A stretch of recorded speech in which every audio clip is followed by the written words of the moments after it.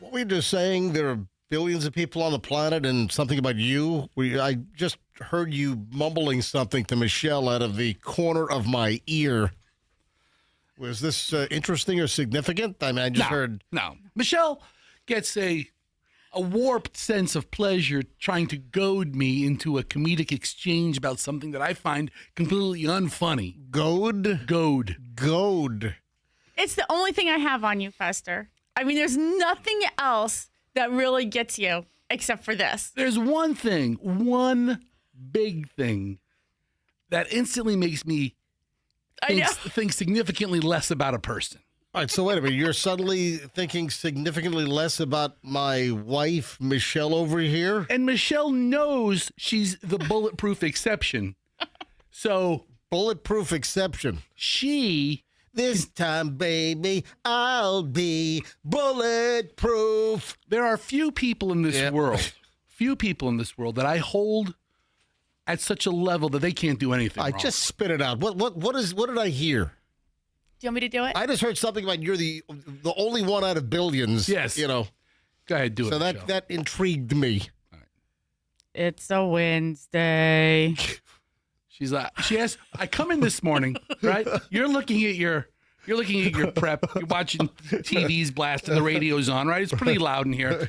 And Michelle says, "Good morning, Chester." And I always reply back with the same, "Good morning, darling," and hoping it'll be done. That's it. And then she goes, "Oh, so you don't want the small talk exchange with No. Michelle?" "I don't want the small talk exchange with anybody. Anybody. First person I want to talk to in the morning is you." Anyway, Right. Okay. which is weird by itself. Anyway, she says, Because I'm not a small talk engager. "No, we're not. No." And she says to me, "How you doing? How you doing this morning?" Like that, real chipper. "Hey, how you doing this morning?" Yeah. And I was like, just a. I didn't even give a word. I gave a like a moan grunt. Right. And she goes, "Well." You know why? Because that was totally my invite right there. The way you responded, I was like, "Oh, today's a good day to do that." And she's like, "Well, you know why?" And if I would have said, "No, why?" she would have said, "Well, it's a Wednesday. It's hump day." All right, so that whole like monotone, sing-songy. Well, is it? Does It's that? not really sing-song. It's just right. it's somebody said it to him and once before, and he like repeated it to me how Yeah, it kind of got on his. there's somebody that works in our building. There's several on, people. on a Yeah. different morning show. I know of one. Okay. Apparently, there- there are a lot of people who do this. There's somebody, but the one that I know about works on a different morning show. Yes. And it doesn't, if you ask them how they're doing, it doesn't matter what the day of the week is. They say, it's a Tuesday.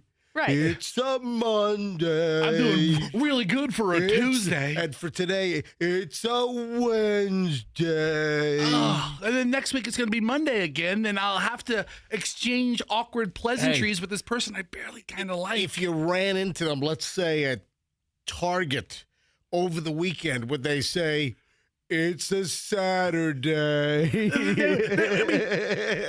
the tone gets more excited as the weekend comes along. Yeah. I mean, we used to have one guy here in the morning who would tell me how many more times he had to wake up until Friday. Well, I don't understand that. Oh, what? Yeah. What is happening? The old Spanish station guy. What would he say? He'd be like, I'd see him like on a Wednesday, and I'd have to.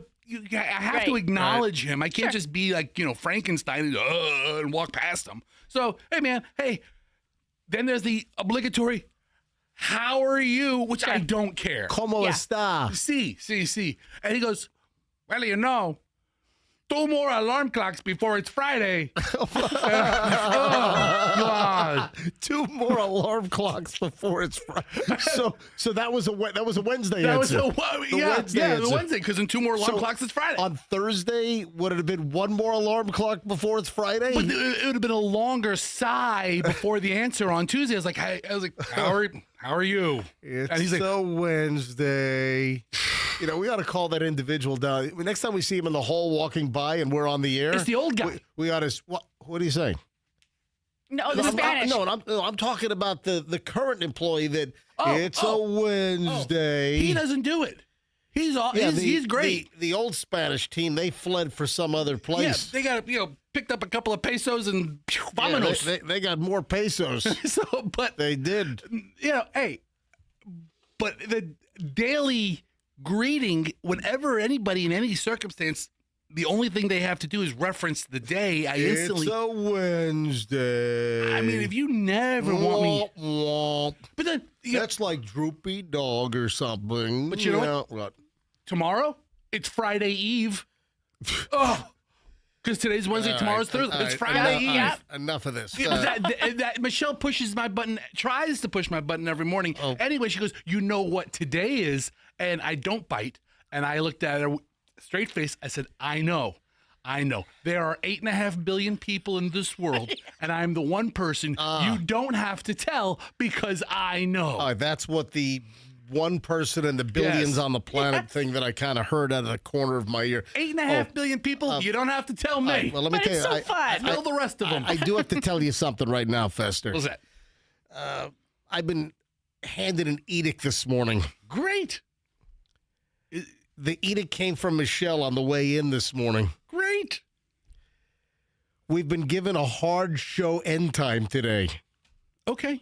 I thought there was one every day. I'm sorry. I go with me. Well, I try to get out by 53 so all the commercials can clear before 10 o'clock. We try. Yesterday, I think we were really close. I think most days we're like at 55:30. But listen, at the end of that stop set, all those goober $8 remnant crapo spots, the network barter trade spots, a bunch of those don't have to run before 10 o'clock. I don't know how it works. You I just know? know that they want us out at about 52, 53. No, because I think it's like, 53 is like a good 53, 30 to get out. Anyway, Michelle's given me an edict this morning that the show must end at this time, or you have to be in the car at this time. You've got to be in the parking lot at this time. I said, let's get out of the studio quickly. I want to be in the car going like 9:50, whatever time it is we're supposed to be like done with this. That means the show ends the time we're supposed to be done I with. don't even know what time we're supposed to be done with this. Your clock is hold not on. accurate. You want the show to end like at 9:47, so he has a couple minutes to no. collect his crap. The and you earlier, end- the better. No, all right, so the edict is that she wants to end the show at 9:50, so that would be about 3 minutes early. I thought that's what time the show ended anyway. Like that's going to make a big difference. You want to know why I've been handed a hard stop end showtime today? Why? No, it's you have something going on? Is there an appointment? Yeah, she's got an appointment. Top half or bottom half? Well, it's not a checkup from the neck up. Well, it's sort of the appointment is for the neck up. You seeing a chiropractor? No. Are you seeing like a? You seeing what's a brain person? A psychiatrist Or a neurologist. Neurologist? Yeah. No. Okay. She's getting her freaking hair not that cut. exciting. She's getting her hair done. I was gonna guess eyes next. She's getting her freaking hair done. Okay. Listen. Yeah. I mean, What time is your appointment? 11. So, what do you? Wait a minute. 11. Oh, 11. I thought it was gonna be like a 10:15. Wait a minute. Once we I leave want to here, eat before I go. we're 12 or 13 minutes away from home. Once we get out of here, it's a quick ride home. Oh, you want to eat? Okay, so you fry up an egg. And Michelle does the same thing every day. Okay. She's got to have a piece of Cuban toast, a piece of sourdough bread, one over medium egg, and avocado. Okay. Spread on her toast of choice. Sounds like an oddly balanced meal. A lot of carbs. Oh, and orange juice. There goes the whole meal. No, the orange juice is part of a balanced breakfast. That's what they I tell mean, you. it's got more sugar than a Coke, but still. Right? I still think it's healthier than a Coke. How far is your? Do you call it's them? close. I just didn't want to be, sometimes you guys like to and I'm always bugging you like, let's get out of here. Let's get out of here. And you're like, I'll be done in a minute. And you're not. And then the haircut thing, from our house, it's 5 minutes for her No. hair appointment. That is not true. Okay, 7 minutes. Excuse me. Are they still called beauticians? No. No. Okay, No. I don't know. That's when those ladies, like in Goodfellas, went to the salon and they sat down in a row underneath those giant, like spaceship-looking hair orbs Do you sit under that? to dry their. They don't have. Do they still have those? Does your They guy still have? have those, but I'm not doing I want a that. picture of you sitting underneath one of these space orbs. All right, just getting rolling, folks. Back in a minute. It's the MJ Morning Show, just getting started here. In Pinellas County, we have a crash on 2.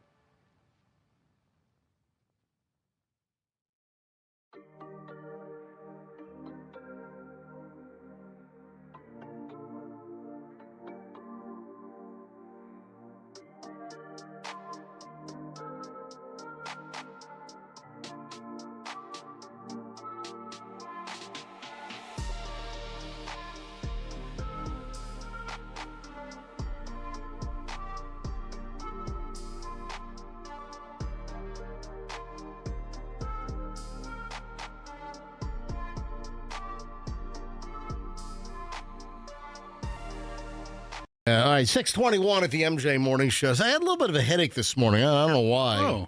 Just a little. I don't get many headaches. It's not something. Michelle, you can attest to that. Do I get many headaches? Almost like when you get one, I'm like, are you having like a tumor or an aneurysm? That's great. Or That's no, I'm great. serious because they're so infrequent with you. And then even when you do get a headache, you will most often just decline the medication. You will just no. I'll say, do you want some ibuprofen? No.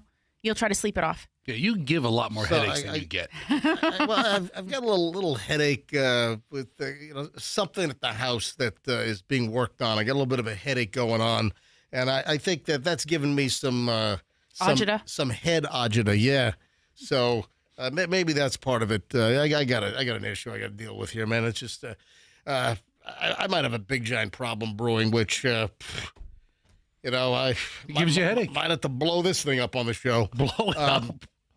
All right, so here's the deal. Got a headache. So I happen to have a little bottle of ibuprofen in here. Meredith gave it to me like 4 years ago. Oh yeah. Yeah. So hang on, I got it right over here. And have we not opened it in 4 years? You know what? I don't think I've used this since I had a headache last about 4 years ago. Okay. And Meredith, in her purse of magic, she said, "Hey, I got lots of these. Here, take this." And it's a little bottle of Equate ibuprofen. Let me see what the Best Buy date is. That's the Walmart brand. Yeah, it is. Equate is Walmart. Man, speaking of Walmart, did I mention? I think I already did. For my contact lenses, I buy the Equate 2-pack of just regular saline solution, just regular saline. These things used to be like $2.99 for the 2-pack. Then it went to like $3.94 for the 2-pack. I paid like $7 for the 2-pack. You want to talk about inflation? Walmart freaking Equate saline solution inflation. The thing is now, I used to get like 2 bottles for $3.50. Now it's $3.50 a bottle. You know what? I don't think that's necessarily Walmart's fault. I mean, their supplier. I mean, it's all private labeled stuff. It's the price of them doing it. Is there a date on this? I don't see a Best Buy date. I don't know that anybody's, buying new yachts off of the increase in saline solution prices. Oh, wait a minute. I just found it. The Best Buy date was March of 2023. Oh, it's still good. It doesn't matter. Yeah, it's still fine. I don't want to lose track of what the hell I'm talking about. I'll get to the headache in a second. But I did read a very, very interesting story. This is, I don't know, maybe 5 or 8 years ago. No, it was before we came back. So it must have been, maybe 7, 8 years ago. I read a really interesting story that a study was done, like a pharmaceutical study, and they took pills, not like liquid, but they took like capsules or pills, medication, prescription medication, and some were, I think it was back to the 1970s. So imagine you've got a prescription pill, and it's from 1974 or something, and they did research. They did a study, and they found that with a lot of these pills, the efficacy or the effectiveness of the pill was like barely compromised. Like 45, 50 years later, the pill still had the bulk of its medicinal power. Yeah. I was like, wow, that's incredible. So, I mean, at just regular like pill form, the drug did not lose its strength over that kind of time. That's amazing. You love that study because you quote it to me all the time. Oh, yeah. Yeah. So, I guess a couple of years, maybe 5 or 6 years ago, Right. we had a sponsor for one of the radio station events, like when we just got here, and it was Nexium, Nexium. right? Nexium. Yeah, that's the antacid thing. Yeah. Yeah. Right? It's like, is that like Prilosec? I guess, yeah. Nexium, Prilosec, is that like an omeprazole? And Holy frig, I could be a pharmacist. when a medical or drug company sponsors your event, you get thousands of samples of their product. Oh, Yeah. Those were the boxes. Yeah. Were, it looked like a storage warehouse in the sales department. We had like pallets of Nexium. Yeah. That's right. I still have a Hey, case can, of can them. you look that up? Is Nexium like omeprazole? Is it Yeah, like stomach acid condition. It's prescribed to treat conditions like reflux. yeah, Nexium? GERD. That says esomeprazole. Is that the same as just omeprazole? I guess they're in the same family. Yeah, that's to treat like acid reflux. Yeah, GERD. GERD. GERD. That's exactly what it says. GERD. GERD. Okay. So, so I take home, because the rep was here, the client. You're walking acid reflux. Right, Or right. reflux. So I meet the rep from Nexium. Oh my who's God. sponsoring our big event. Holy frig, I just thought of something. What? They missed the boat on it. The Duran Duran song. The reflex. It could have been, you know how they like to use songs like Zepic, for the it's magic. Are you saying that Nexium uses Duran Duran? They could have used ta-na-na-na, the reflux, ta-na-na-na, The reflux. Acid The reflux, reflux is really annoying. Oh, they could have used that. Oh, my God. How are we not opening up an ad agency? What the hell? How did they not think of that? Why am I just thinking of that now? I mean, you've got, like, the Ozempic song comes from the 1976 hit from the group Pilot. It's magic. Instead, it's Ozempic. Okay. ta-na-na-na, the reflux. Acid reflux. Acid reflux. Ta-na-na-na. It's Duran Duran. All right, go ahead. I'm sorry. And I still didn't get to my headache story. So, All right, hold on. Go ahead. To your point, Yeah. the Best Buy or best use date was 2022. Oh. So I still have like 3 or 4 packs of this Nexium, like tucked away in the medicine drawer. Yeah. It's fine. And I open it up and Hadley sees it and it's a fairly large box for 2 pills. It's a sample. And she goes, Daddy, this expired 3 years ago. And she's very concerned for my health. I'm like, Dad, shush. Yeah, It'll be fine. Shut up, kid. Kids should be seen and not heard. And she's like, I would not take that. I'm like, no, 3 years is such a long time. Right, 3 it years. is. Dad, I was in 5th grade when this expired. Oh, It's my like, all right, easy For now. her, it's like virtually a third of her life. So, Concerned. watch out. those- Don't say I didn't warn you, Dad. Yeah, those Nexiums are fine. Yeah, just like these Equates, these ibuprofens from Walmart, which had a Best Buy date of March of 2023. These are fine. So I just popped. So anyway, the reason why I was bringing this up, I have a little bit of a headache. I usually don't get a headache, but for whatever reason, I have a headache right now. And I said, Michelle, you got some open water over there? She's like, yeah. I've got a whole 1.5 liter Zephyr Hills back here, which is unopened. That's kind of like the emergency stash. Hang on. Now you have the big bottle. When have you not? Why do you have that? I brought it in. I just didn't Because open you're it up. supposed to drink it. I know. You're supposed to drink one of those during the show. I know. But I can't. I can't, it's tough. So I've got this unopened bottle of Zephyr Hills, the big 1.5 liter bottle, which I do like that size. So I didn't want to open that up just to take a quick sip. So I asked Michelle, hey, do you have some water over there? And she said, yeah.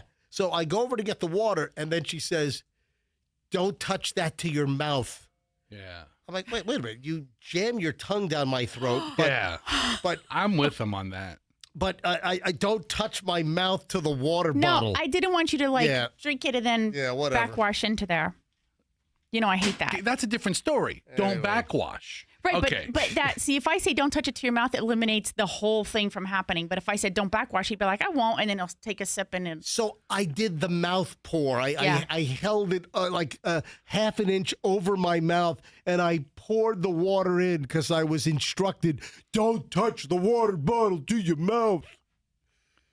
You don't know where that mouth has been. You should drink some salt water. Oh, you know what I missed last night? I missed the planetary kiss. Oh, is that when? It was Jupiter and Venus. We're like very close to each other. Let's see. Oh yeah, we were supposed to go see that. I know. I told you about it. I know. They brushed by each other, right? Last night there was a planetary kiss, June 9th. You'll be able to spot the 2 brightest planets, Jupiter and Venus, with the naked eye at about 45 minutes after sunset. On June 9th, Mercury will be nearby as well. They will appear at their closest point of convergence at 9:35 p.m. Eastern Time last night, according to Earthsky. Son of a... We missed it, Michelle. I know. Well, you were out walking. You didn't see it?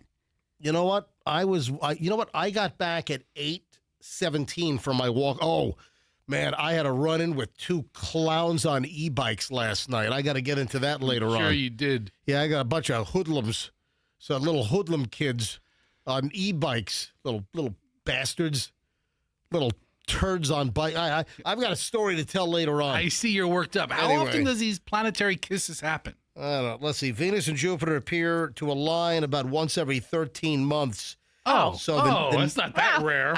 It's not like a Hale-Bopp comet that you got to see once in your lifetime or something. Yeah. So the next time they will have the planetary kiss, mark this down. Put this on your calendar. August 5th of 2027. Never mind. I don't Yeah. care. Once every 13 Oh, no, months. but wait a doesn't do minute. it But for me. that'll be obscured by the sun's light. Oh, the next visible rendezvous will be November 10th, 2028. Oh, see? Still not worried about All it. right, anyway, missed the freaking planetary kiss last night. I'm more concerned about the Uranus kiss.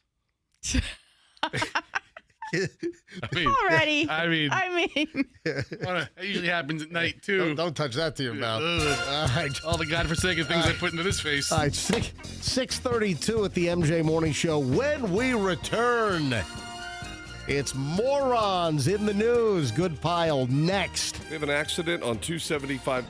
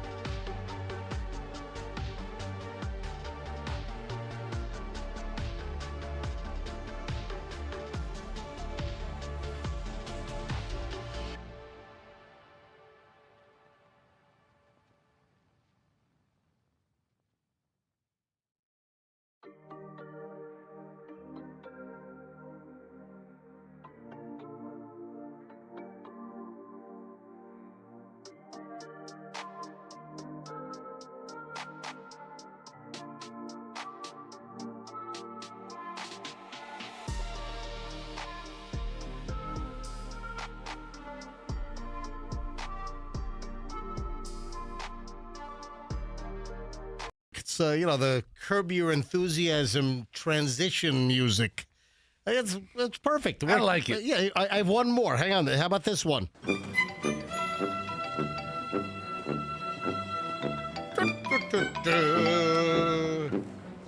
think that's great. Morons in the. Hey, that's not going to get. You can leave that in, right? That's going to get pulled out. No, you can leave that on the podcast. So that's not going to get flagged. Yesterday, I tested. Let's tempt fate, Andrew. Hold on. Wait a minute. I'll turn your microphone on. What happened yesterday? Turn your mic on. Okay, yesterday it caught the James Bond theme. Oh, okay, I can understand that. So the the James Bond music got flagged. It also caught that lullaby version of Queen. Are you serious? Wow. Yes. Son of a... Really? All right, for those that don't know, before I get to morons, we can play any music during the live show. So live right now on Q105, 104.7 FM, or on MJTV on the stream, or if you're listening to us on one of the apps on your phone or computer, we can play the music during the live broadcast on whatever platform.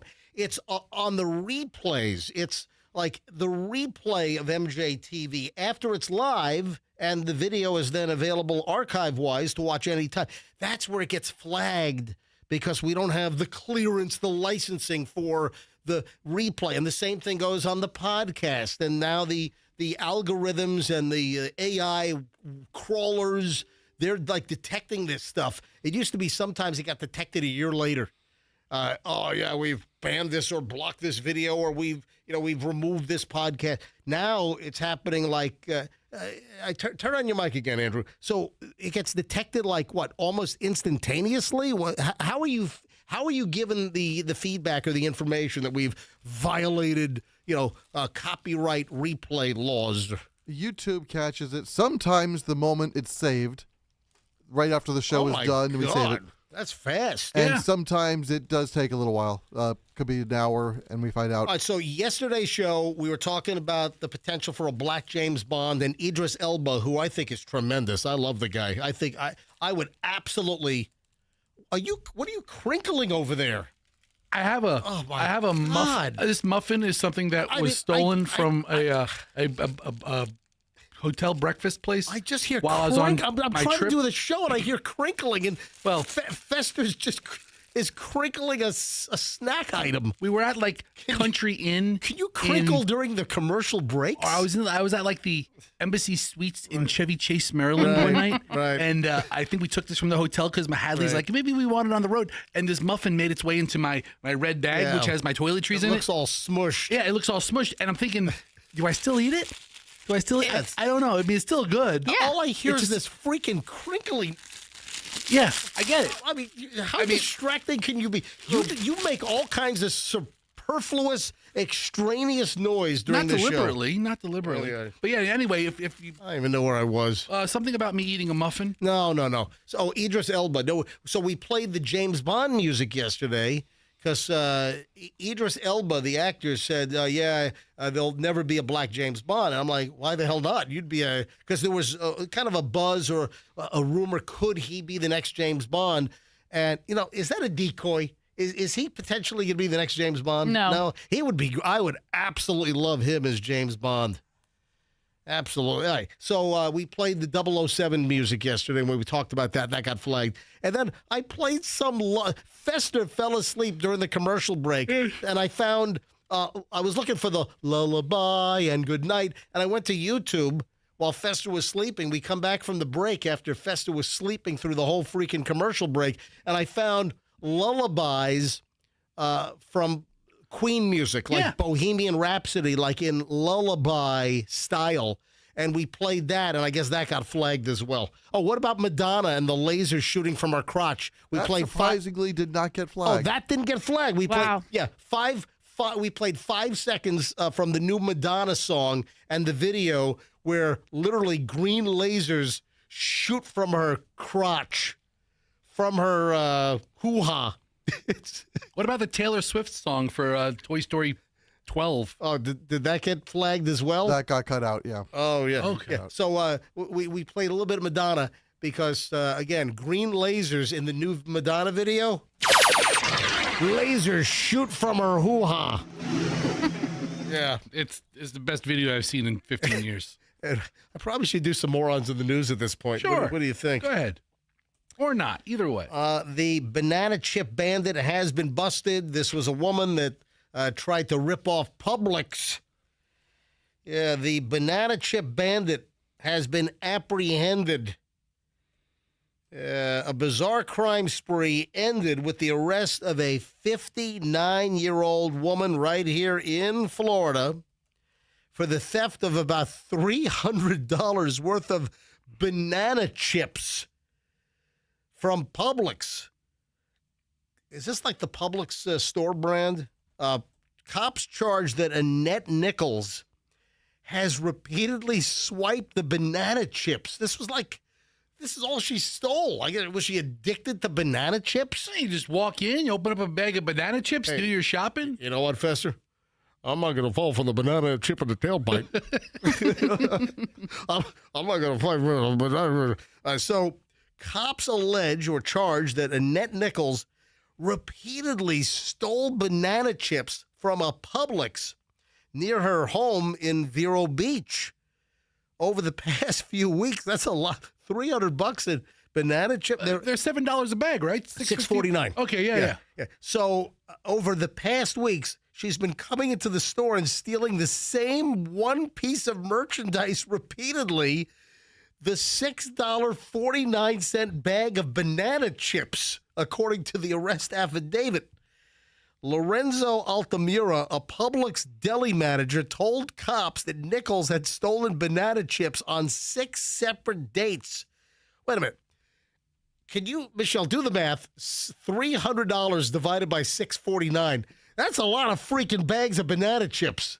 Yeah. How'd they have that many banana chips on the shelf? I mean, they have tons. She didn't steal them at one time. I know that, but even over they the replenish the bags. But even though over the course of, that's a lot. How many bags is it? Like 46? It's not that many. 46 bags. That is not that. What do you mean it's not? 46 bags? Look, if she took like 10, how many times did she go there? She took about 10 each time, 8 each time. I thought she took one and just kind of walked around the store or swiped one. Like she took one at a time. So she visited the store 46 times. over the course of the year, how many times do you go to They're the not Publix? that big, I don't think. I think the bags are kind of small. Michelle, I haven't been to Publix 46 times in the last, Okay. 2 years, Do probably. you go once a week? No. If you're thieving banana chips, I guess maybe you might go more often. Lorenzo Altamira. That's a good wine, by the way, Altamira. We've had Altamira. That's actually a nice Cabernet, if I'm not mistaken. It pairs nicely with banana chips. Lorenzo Altamira, Publix deli manager, told cops that she'd stolen the banana chips on 6 separate dates. So it's a whole armful that she's stealing on 6 separate dates. $300. That's a lot of freaking. It should be important to note that due to this ongoing theft of banana chips, Lorenzo has limited the amount of banana chips that he stocks on the shelf. I mean, here's the deal. If she would have taken one bag at a time. Yeah, that's according to an Indian River County Sheriff's deputy who wrote that up in the report. But she still continued to take all the bags that she could. Yeah. Even though Lorenzo is noticing that someone's ripping off the chips. Lorenzo stocks the shelf. He knows they're there. Yeah. Then it's empty. They're not coming up on the paid receipt log. I'm sure he could probably check and see how many were, and they weren't scanned. Right. So then they're getting ripped off. Now, while Nichols has paid for some of the chips at checkout, she failed to scan other bags before she left the Publix. When confronted by police, Nichols reportedly confessed to the banana chip. These are dried banana chips. She confessed to the crime and said she did not know why she steals something so stupid, adding it's not worth going to jail over and losing her job. All those things might happen. A search of Nichols' car turned up 13 bags of banana chips, some of which were apparently stolen just recently from the Vero Beach Publix. She was also ripping off banana chips from another Publix in a neighboring county. Tell you, man. Have you ever had those chips, Michelle? Well, like St. Lucie County? They're tasty. They are? Oh, yeah. Good banana chip. Nice little crunch to it. But aren't they like high calorie? I thought those banana chips, like you'd think like on its face they'd be pretty healthy, but they're like the banana? No, the banana is healthy. I think. Except it has a lot of sugar? Yeah, well, and then you dry it. All fruit has a lot of natural sugar. So dried fruit typically has a higher fruit content because it's dried fruit. Anyway, so she was charged with theft. Nichols was freed from custody, posted a $150 bond on the misdemeanor charge. Oh, she was also convicted of retail theft back in 2024. She was skip scanning. Oh. Yeah, I'll scan this one, won't scan that one. Scan this one, not that one. Yeah, court records do not indicate whether Nichols was consuming the stolen banana chips. Her occupation is an accountant, and collections/accounting. Oh, and by the way, So is she a good or bad accountant? just point this out. Her stats in the arrest report have her at 5'7" and 348 pounds. That's a You're like 348, Fester. That's a big one. She's a fireplace. Man. That's a big one right there. Put her in a red shirt, and that's like a Kool-Aid. Oh. Knocking down fences, eating banana chips. Oh, man. All right. Morons in the news. I have a lot more, but we obviously chewed up a little bit of that segment. You know what? I might pull out some of the best of the morons I didn't get to and do them next. 7 o'clock hour. We're loaded. We got a lot of crap coming up in just a minute. Oh, I had Air Rescue out to the house yesterday. Oh, yeah? Yeah, they're great. Yeah, a couple of issues. Looks like one of my old carrier units has. No. Yeah, might be time to replace that one with a brand new Daikin at this point.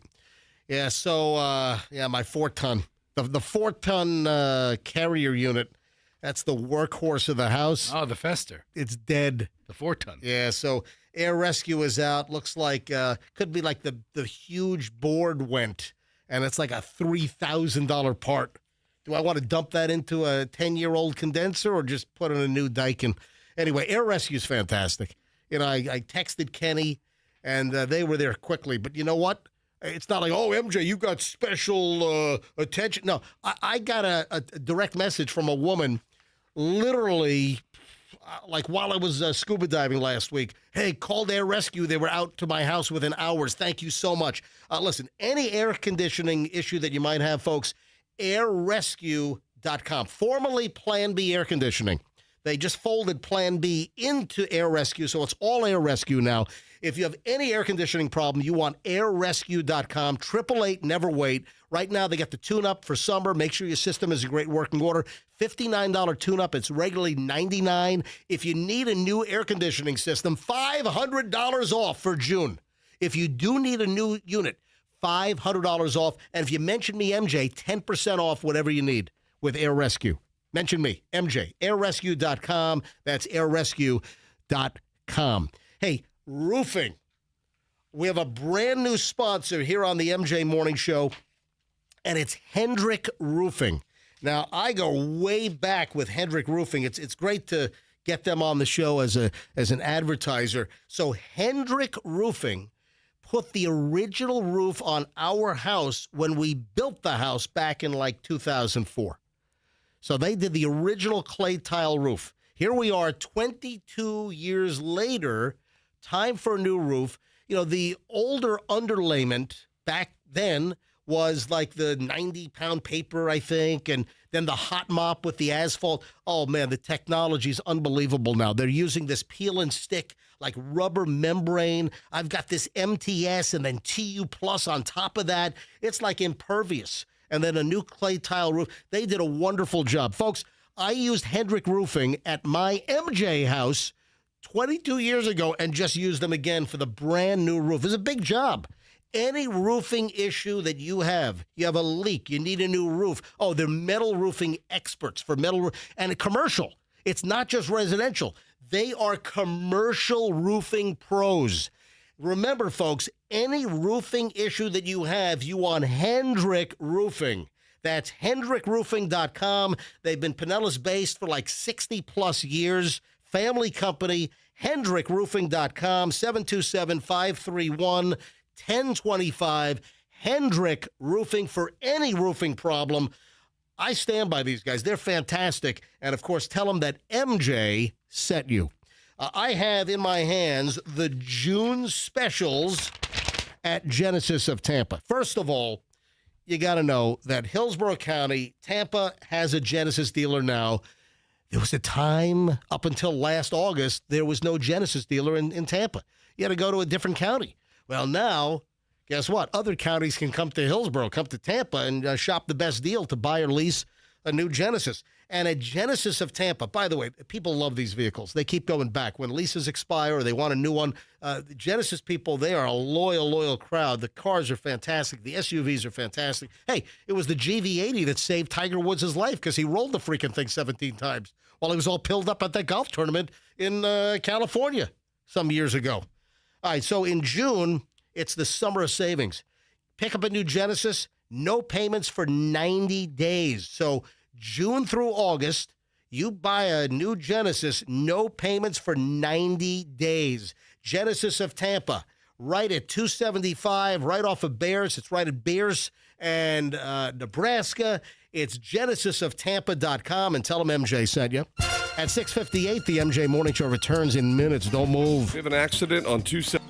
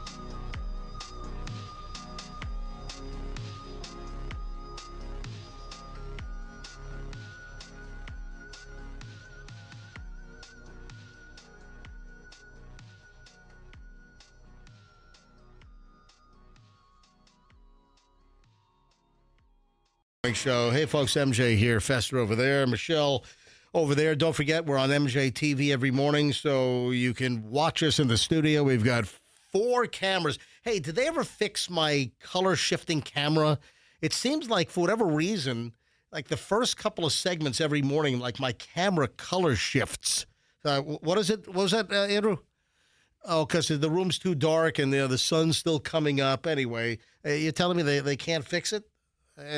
People complain. Oh, MJ, you're color shifting during the first couple of segments of the show. So MJ TV, you can watch us live, or let's say you're driving right now, and you obviously don't want to watch us live on MJ TV. It's on YouTube, and you can go back and watch any show any day. You just go back and watch it. Lunchtime. Give us a watch. You can see how we do things here in the studio on MJ TV. Really fascinating. Which is on YouTube every single day. Riveting stuff. Zoink, Scoob! I had this in the pile yesterday. We just didn't get around to it. So, there's a new live-action Scooby-Doo, Michelle, that's coming? Apparently. Is this on Netflix? I think so. And everyone thinks that the actual Scooby-Doo dog is adorable? Well, isn't he? I don't know much about this. Scooby-Doo fans react to adorable dog actor cast to play Scooby in the live-action series. Oh, it's going to be a series. He looks nothing like what you think Scooby-Doo looks like. Right. Oh, my God. Scooby-Doo's a freaking Great Dane. That looks like a Labrador or something. Yeah, he's like a cute lab and not just a... Whoa. What's going on here? They changed the breed of Scooby-Doo? Zoink, Scoob! Is it a real... They replaced you, Scoob! Is it a real dog or is it a CGI dog? No, I think it's live action. No, the people are live action, but the dog's not going to go zoinks Oh, on... they found a talking dog. They found it. Netflix unveiled its first look at its new live-action Scooby-Doo. The streamer unveiled the real-life dog playing the cartoon canine on Monday, 2 days ago. Scooby-Doo Origins is a modern reimagining of the iconic mystery-solving group of teens and their very special dog. It's going to debut next year in 2027. Yeah, Netflix unveiled the first look at the pup tapped to portray the titular crime-solving canine in its live-action Scooby-Doo Origins series, while past iterations of Scooby have been of the animated and CGI kind. This pup is indeed real. He'll be joining the cast, including I don't know any of these individuals. Whoever's playing Daphne, Shaggy, Velma, and of course Fred. I never liked Fred. Hold on, why? Fred had an ascot. I like Fred's ascot. Does he still have it? I wanted an ascot. When I was 8 years old, I wanted an ascot like Fred. You wore the ascot when you dressed up as Fred. Yeah, well, back when the kids were like, I don't know, Right. 3 and 6, we all went as the Scooby-Doo gang for Halloween, and I was Fred. I had like this drapey, like Shakespearean white shirt on with an ascot tied around my neck. I think that he is a Great Dane. Yes, Scooby. No, I'm saying the dog that's being used. I think it is a Great Dane. I'm looking at a picture, and it looks like... Right. Oh, my God. Fester, what did you do? Fester nothing. Fester You see what I'm doing? I'm on. Fester just locked up the computer with No, some it's okay. kind of... This is just spam. I close it out. All right. I went to Dateline and it tripped to like some McAfee stuff. Wait a minute. It doesn't... The picture that Fester showed me did look like a Great Dane. Look at his paws. I mean, I'm just telling you Is what it I'm a Great reading. Dane? Maybe it is a Great... I don't know. It doesn't look like a Great Dane. Yeah, the puppy does not look like a Great Dane. I'm not a Great Dane expert. Right. I'm not. You mean you're not a judge at the Westminster Dog Show? I mean, I have rated a couple of bitches in the past. Yeah. Oh, man. But Scooby-Doo's not a bitch. No. So Netflix unveiled the dog and some other, I guess. Yeah, it says a real Great Dane puppy. All right. Well, I didn't know that the Great Dane puppy looks more like a chocolate lab puppy to me. Well, maybe you should study your... It's a cute dog. What Yeah, are he you looks so mumbling cute. over there? I said maybe you should study your puppies. All right. What's the doggy's name? Does it say like Scooby? No, like in real life. Scooby-Doo. Yeah, in the movie, but like is the dog like Coco or something? Who cares what the I wanna dog's know. name in real life? I want to know. It's Scooby-Doo. I mean, how quickly Scoob. they had to have filmed this moderately quickly because, over 2 months a dog grows a lot. Well, I think maybe it's supposed to progress from a puppy into a full-size Great Dane. Zoinks! Yeah. Ruh-roh. Ruh-roh. A couple of things here from sort of the morons in the news pile. I had this in the stack yesterday, just didn't get around to it. Listen to this. California sisters have been arrested. Their mother was found deceased in the pull-out couch. Oh, no. What? Yeah. You know, the hide-a-bed. They had mom all folded up dead in the hide-a-bed. Hi to mom. My God, you pull that thing out, and that you're in for a surprise. Holy, is that unfreaking believable? 2 California sisters in custody on suspicion of murder after their mother was found dead in a pull-out couch. This is insane. So San Diego police dispatchers got a 911 call from a home. The caller said that Kun Ying Yang, 81, was discovered unresponsive by family members in the apartment. When police and firefighters arrived, they found Yang positioned awkwardly on a bed, and they determined that she was all folded up inside. And then the 2 California sisters have been arrested. That's terrible. They quickly deemed the situation suspicious, opened up a homicide investigation. Yeah, when they opened up the couch, they opened up a homicide investigation, too. God, those hide-a-beds, man. I remember my grandma had one of those down in Minky had a hide-a-bed that we slept on that was in the living room. And, man, there was like that metal bar right across and your back was like just had a metal bar all jammed into it all night long. You know what I'm talking about? They're not comfortable. No. Anyway, so San Diego police believe that Yang had been jammed up in the bed, face down in the space of the bed frame for at least 15 hours. What? Would they fold mom up in that's how they disposed of mom? Did they not know mom was in the bed? No, she clearly could not have been in that position. Efforts were not made to remove her or get her appropriate medical care. She died of positional asphyxia or suffocation. They folded freaking mommy up in the freaking hide-a-bed into the pull-out sofa. She sounds like she was a very small woman. Also very flexible, because they said she was face down, and that's not the normal position. I mean, God. Yeah, so her daughters, Rebecca Wu, 53, and Ingrid Wu, 52, were both arrested on suspicion of murder, both charged with first-degree murder, elder abuse. Man, that's terrible. Here's another total clown. Guy was arrested. He faked a school emergency to try to get out of a speeding ticket. The guy is flying down the road. Cops pull him over. This happened in Conroe, Texas, wherever the hell that is. Guy facing felony charges after deputies pulled him over for speeding and said that he was racing to the school because he had heard that a student had a gun at the local high school. That went from bad to worse. Oh, my pretty quickly. God. All in an attempt to get out of a speeding ticket. Yeah, listen, you talk to any cop. They've heard it all. They've heard every excuse. I'm about to have some explosive diarrhea. I'm trying to get to the bathroom. You name it. The cops that do speed and traffic enforcement, they've heard every excuse in the book.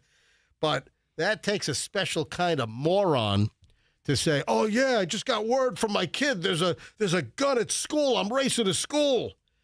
Yeah, Tuesday morning, deputies pulled over this 39-year-old dude, Nathaniel Ellis, for speeding in a school zone.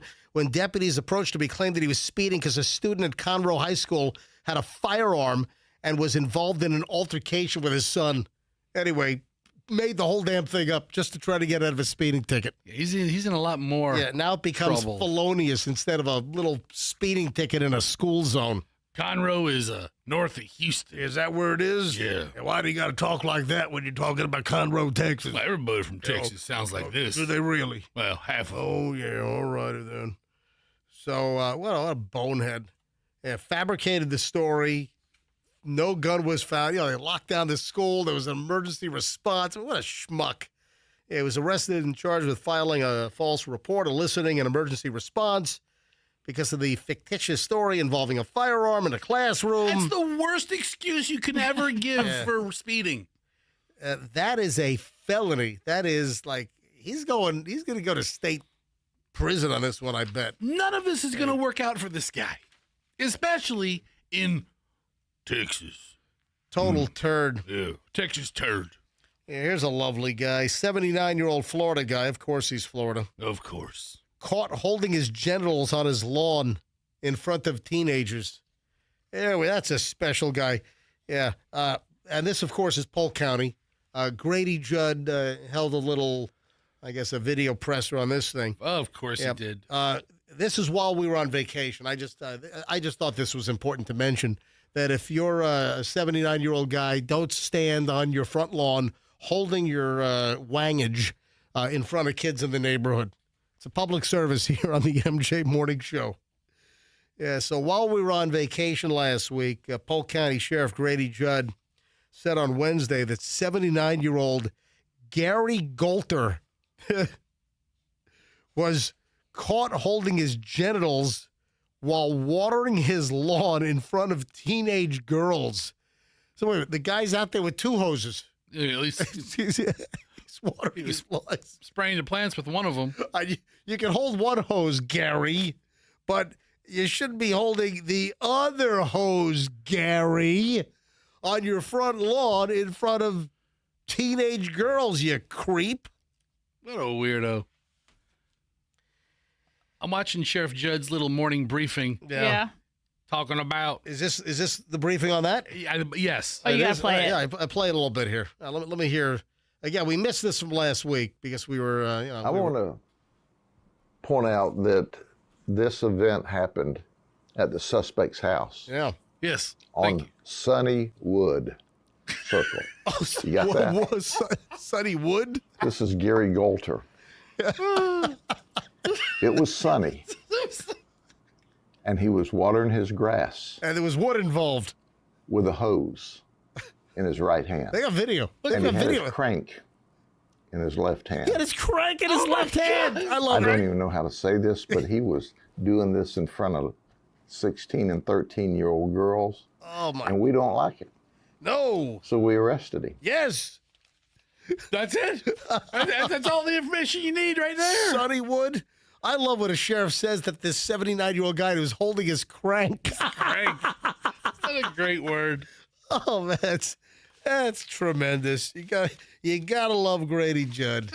That's just phenomenal. Oh my God, Yeah, he pauses after Sunny Wood. Sunny Wood. You get it? Yeah, we get it, Sheriff. Yes, we do. Thank you. Yeah, we get it. Oh, a little follow-up on the earthquake that we felt on Monday here in Florida. I didn't see this until after the show. Actually, hold on. The earthquake was Monday night. yeah. Monday evening. no, Monday, it was, 2 it was p.m. 2 o'clock. What do you mean Monday evening? Monday it was, day. It was 2 o'clock in the It afternoon. was the evening for That's when I Fester. saw the news stories about it. I didn't feel it. So I didn't see this until later that Disney World shut down some rides because of the earthquake that was off the coast of Cuba. So they must have like a protocol of zero tolerance. They can't, well, Like the emergency checklist. Earthquake, shut down Space Mountain. Several Walt Disney World attractions were temporarily unavailable Monday afternoon after a rare earthquake near Cuba was felt across central Florida. Guests visiting Magic Kingdom noticed a number of popular attractions suddenly go offline, including Big Thunder Mountain, Tiana's Bayou Adventure, Tron Light Cycle Run, Space Mountain. yeah, that's all the good rides. Seven Dwarfs Mine Train. That's another good one. Oh, man, that would add a nice twist if the Seven Dwarfs mine train derailed during the earthquake. The mine collapses during the earthquake. Yeah. There's a whole cave-in. Right. Hey, Andrew, give me my cave-in sound effect. Do we have a cave-in sound I've effect? got a great cave. Yeah. All right. Oh, yeah, it's like you hear like the mine shaft wood start to buckle. Yeah, quickly. It's the collapse. Yeah, I do. It's cave-in collapse. It's great. We have it. I'm telling you. I've played it before. We're not 100% sure what it's labeled as. Andrew, though. it's like it's cave-in or collapse. Now, Put it on 29. A Small World, did that close? Or just the Cuba section? Oh, that's true. Yeah. I get it. Yeah. Is there a Cuba section to It's a Small World? I imagine there would be. Is this my collapse, Andrew? Is this it? Let's hear it. Hang on. Yeah, Yep, this is it. This is it. This is it. Yeah. Well, hold on. What is it labeled as, What is it Andrew? labeled as? What is it? Wood collapse. Okay. Yeah, that's the. You hear it? Oh yeah, the mine. Yeah, Sleepy's trapped underneath. It's off to work we go. Call 911. Sleepy's buried. Who was the mute? Wasn't one of them? Who? Which one? Dopey? Dopey. Dopey was the mute. Of course, Andrew knows that. That doesn't age well, does it? What? Dopey? You call the. I don't think that You call the dwarf who can't talk Dopey? Yeah, Hey, you know what? Hey, That's idiot. Yeah, you know He's what? a dwarf, You know, he's that's- dopey, and he can't talk. That's really problematic when you factor in the ADA, Yeah. the American Dwarf with Disabilities Act. Hey, dopey. Yeah, exactly. Anyways, they closed down a bunch of rides. Oh, and then Andrew, one other Disney. I'm going to piggyback one other Disney item here because, Andrew, our producer, is a crazy adult Disney fan. We say that with love. Hey, who's an adult? Yes, that's right. Don't call him an adult. Florida mom and girl, apparently they ripped off all those like flare pins from one of the Disney stores. You know all the Disney pins that people wear all over their suspenders and shirts and everything? And you get these weirdos that trade pins inside the park? Well, Florida mom and her young daughter arrested at Disney Springs for apparently stealing thousands of dollars worth of Disney merch, including dozens of collectible pins, according to the Orange County Sheriff's Office. You can't steal thousands of dollars. worth. They stole thousands. Yvette Perez was arrested under suspicion of grand theft and contributing to the delinquency of a minor. What do you mean you can't steal thousands of dollars worth? Yes, you can. No, you can't and get away with it. I believe Disney has like a threshold of pain. Oh, right. Like, listen, you walk into a place, you steal a sweater, they're not going to stop you. They're not going to stop you. They're not looking to bust you up over a sweater or No. a tchotchke or Right. a stuffed animal. A little keychain, But shot glass. you steal thousands of dollars worth of pins. Yeah. You force their hand. All right, Disney 7:20. security. Yeah. 7:21 at the MJ Morning Show. We start an hour and 20 minutes of nonstop MJ. Man, I had a bunch of hoodlums on e-bikes. One of them hit me yesterday. This is a crazy story. I'll get to that coming up in just a bit. I'm looking at the list. We got a lot that we got to get into. We are absolutely slammed, including an encounter I had during a nice, peaceful, early evening walk turned into I was attacked by an e-bike. We'll get into that and a whole lot more. All next here on the MJ Morning Show on Q105, 104.7 FM. Stand by. Hey, the real estate market is challenged right now, especially here in the Tampa Bay area. If you need to sell your home, now, get a hold of Mark Spain Real Estate and get that all-cash offer from Mark Spain Real Estate. Listen, I know a bunch of agents, and it's kind of a slow patch right now, and things aren't moving. Or things are going for, well below the asking price in some cases. I know there was just something in my neighborhood, and the house was marked down like $400,000 to try to, move the house. Listen, bottom line, if you're looking to sell, do it quickly with Mark Spain Real Estate. Get a guaranteed all-cash offer from Mark Spain Real Estate. No showings, no open houses. I mean, get rid of the rigmarole. If you or someone needs to sell the house, you get a hold of Mark Spain. MarkSpain.com. Go to MarkSpain.com, get that guaranteed all-cash offer, and start packing. MarkSpain.com. Hey, our friends over at Miracle Toyota in Haines City would love to invite you in for the Summer of Savings. If you're looking for a Toyota, car, truck, SUV, especially if you're in Polk County, we have a great Polk County fan base. Thank you, friends. We really appreciate you listening. And you've got a great car operation. It's Miracle Toyota on 27 in Haines City. If you're anywhere in Polk County and you're looking for Toyota, go to Miracle Toyota. They'll treat you well. Family-owned operation. You know, Murphy Auto Group, great family-run company here, folks. And for the summer, we're talking savings. No payments for 90 days. Go get the Toyota truck you want, the SUV, the car, and you don't make a payment for 90 days. It's now through August. No payments. This runs all summer long. No payments for 90 days. And, and if you buy a Toyota at Miracle Toyota, they'll get you a Honda generator for free. Yeah, because, hurricane season just started. So all kinds of great offers right now at Miracle Toyota, 27 in Haines City. And, of course, tell them that MJ sent you. My friends over at International Diamond Center have their most popular offer ever. It is back. People wait for this. They love it, and it is back. We're talking about 0% interest financing. Yeah, I said 0. 0% interest financing for 5 whole years. So make any purchase and get a low payment with no interest for 5 years until the year 2031. No interest, not a dime. IDC showcases are packed. Engagement rings, wedding bands, eternity bands, earrings, pendants, largest selection ever of certified hand-picked diamonds, exclusive designer jewelry. Pick any item and get the value price, the high-quality jewelry, and then spread your payments out over 5 years without any interest. No brainer. Like a $12,000 engagement ring, $200 a month because there's no interest. 5 years, 0.0 interest. There's one catch. It's a limited time only, just for the month of June. You got to hurry. Get to International Diamond Center, IDC, Tampa, Clearwater, Lakeland, and Sarasota on approved credit, and tell them that MJ sent you. I mentioned this earlier, and I want to tell you again.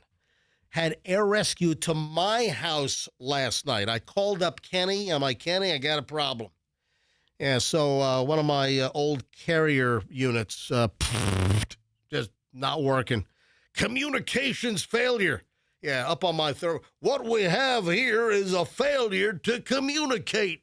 It turns out I think the main board in my outdoor condenser unit is shot. It's like a $3,000 part. Yeah, we're gonna put in a new Daikin. We're gonna get rid of the carrier, and we're gonna put in this brand new 4-ton Daikin unit. I can personally speak about Air Rescue, formerly Plan B Air Conditioning. They've done numerous things in my house, and they're fantastic. I hear from listeners all the time, MJ, thanks for the recommendation for Air Rescue.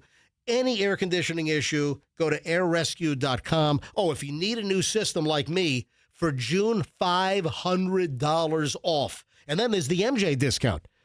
A 10% discount when you mention me, MJ. So you can get $500 off a new unit, then another 10% by mentioning me, MJ. Regular service call, mention me, MJ, 10% off. airrescue.com. That's airrescue.com. Tell them MJ sent you. Traffic's on. Shriner's got the latest 1 hour, 20 minutes nonstop MJ next. In Pinellas County.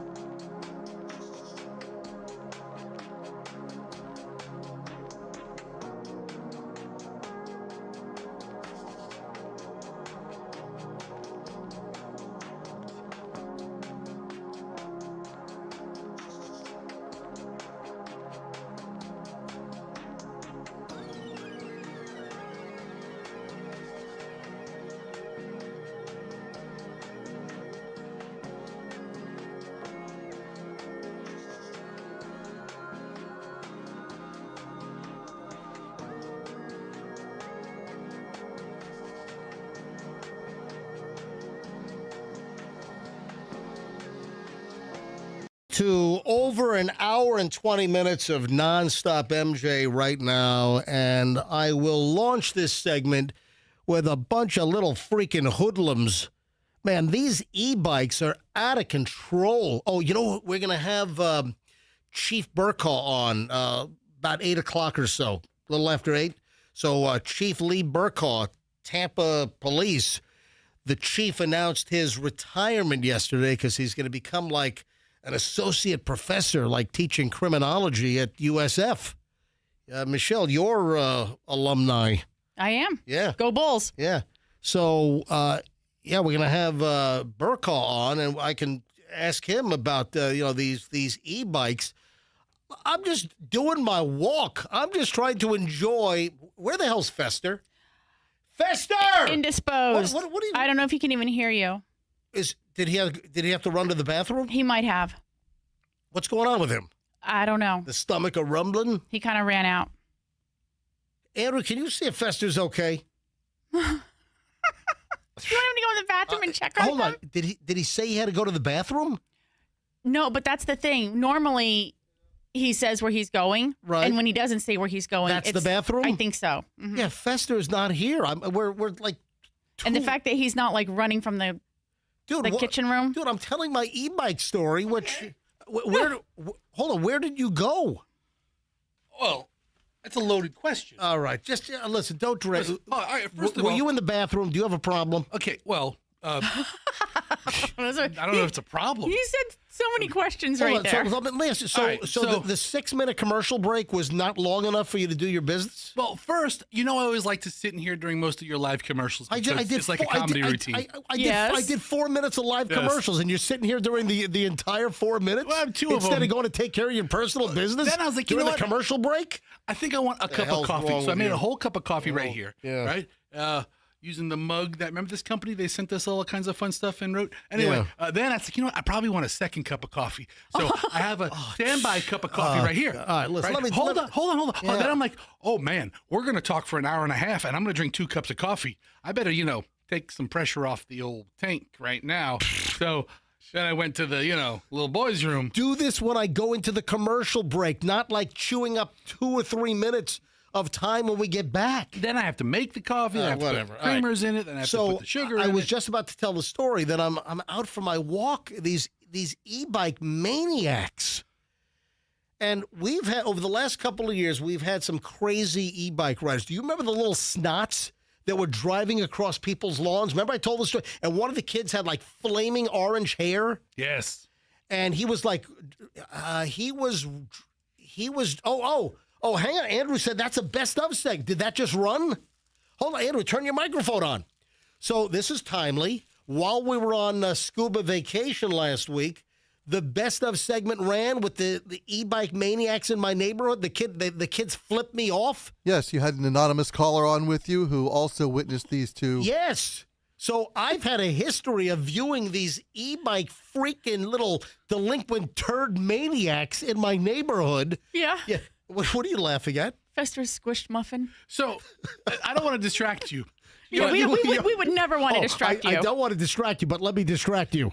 So this muffin that I'm holding up right now, it's like smooshed, and it was taken from. Hold it up to MJ TV. This muffin was. Is that an Otis Spunkmeyer? No, it's some off-brand. It was some Baker's Pride or Baker's. I'm sure that has quality ingredients. It's probably the same thing as Otis Spunkmeyer. Let me get on with my story. Hold up your smush muffin. I am here. We took. You know what? It looks just as yummy. This was in Fester's back pocket. He sat on it. That's what it looks like. We were at the Embassy Suites in Chevy Chase, Maryland, while we went to our Washington trip. And you grabbed all the free muffins in the lobby. Had these I might want a muffin later. I was like, well, then take one on our way out. Let's go. And hey, kids, just grab a bag and take them all. Yes. Just take everything. Clear the shelf.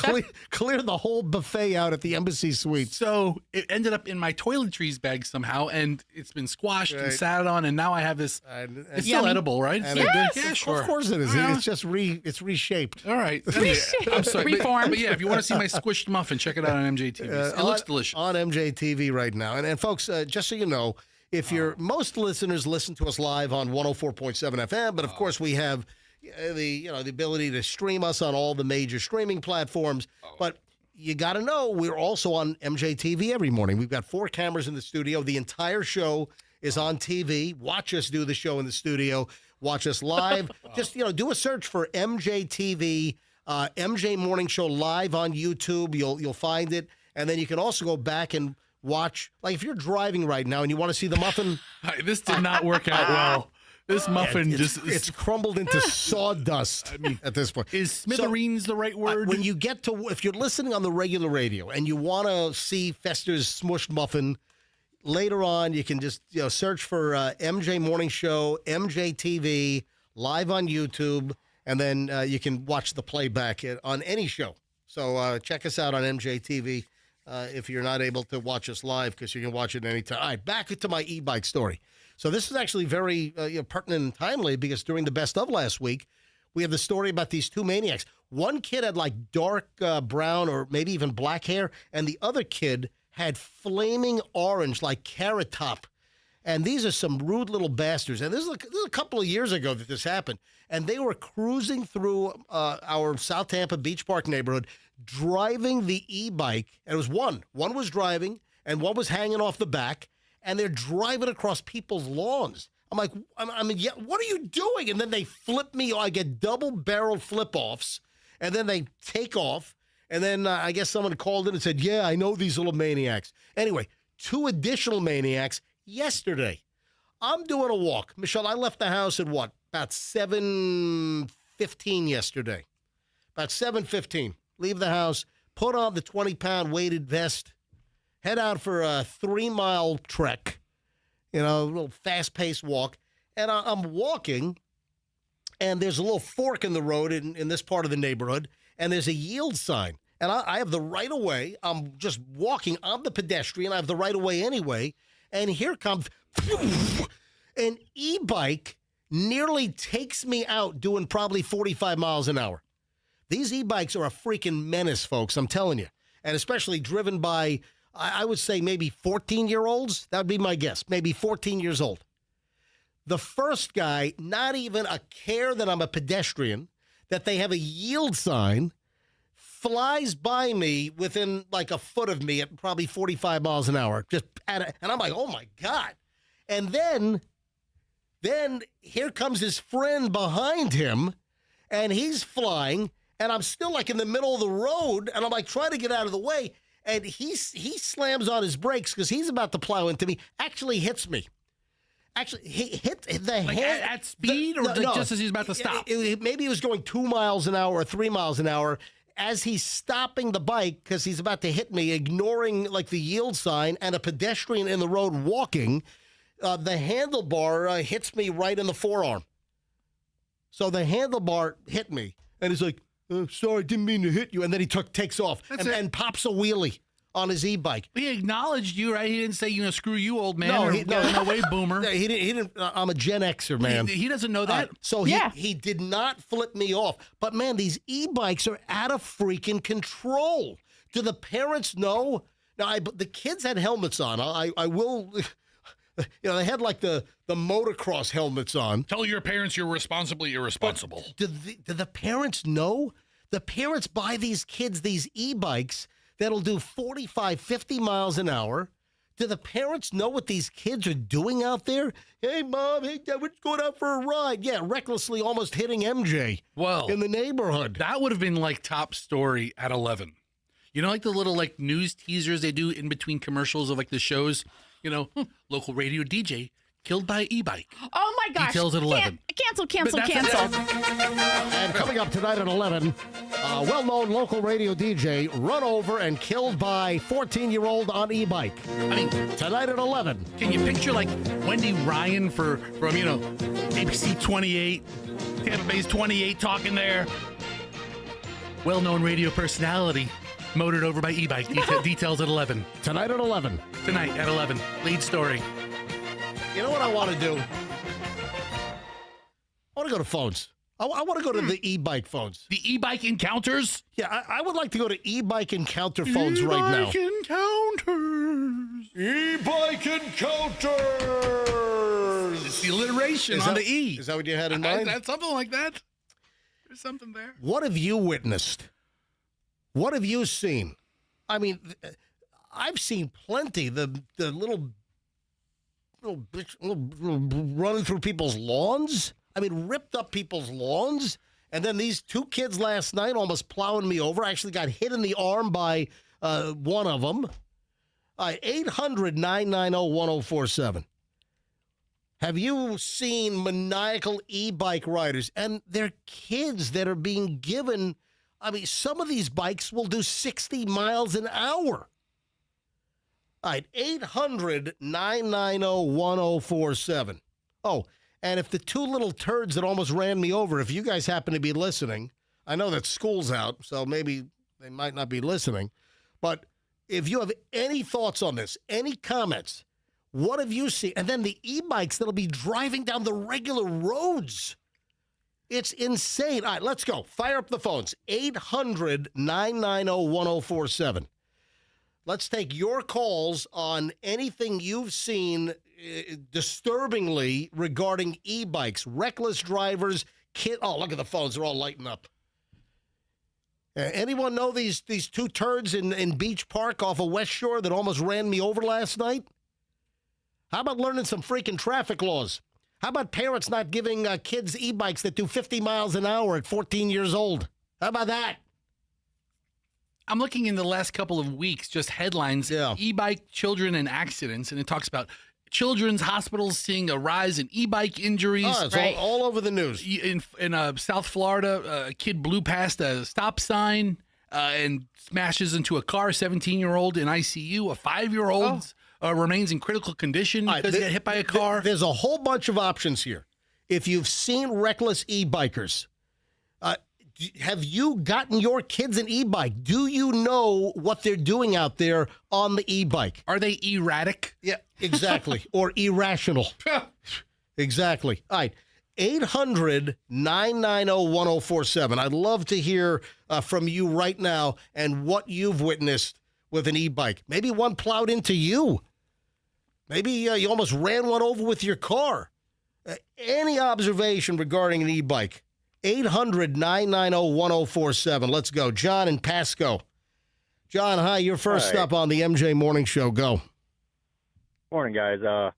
I work for a city, and one of the parks I work at is pretty big, and one of the things I've seen a lot that they've actually putting in an ordinance in is no e-bikes can be ridden through the park now. Oh. Because you have these bikes going 40 miles an hour, going through the path, cutting through, whizzing by people. Yep.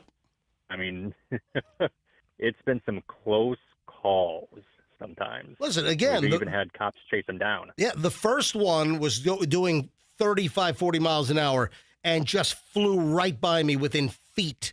Not even an attempt to stop. Not a care in the world that a pedestrian with the right of way, they had to yield, didn't care. And then the second kid actually hits my arm with his handlebar. I don't think they were caring about you having the right of way. You can get off that horse. All right, John. I have the right of way. What park is this where it happens? I don't want to say because it's going to out me. Oh, okay. Well, all right. Then you'll be on the e-bikers spit list, and they're going to watch out for you. Somewhere it's a park in Pasco. All right, hey, John, thanks for calling in. I appreciate it. No problem. You guys have a good day. You too. But it's every park. Every park that has like a walking trail, I'm sure, is experiencing the same thing. All right, 800-990-1047 is how you get in. 800-990-1047.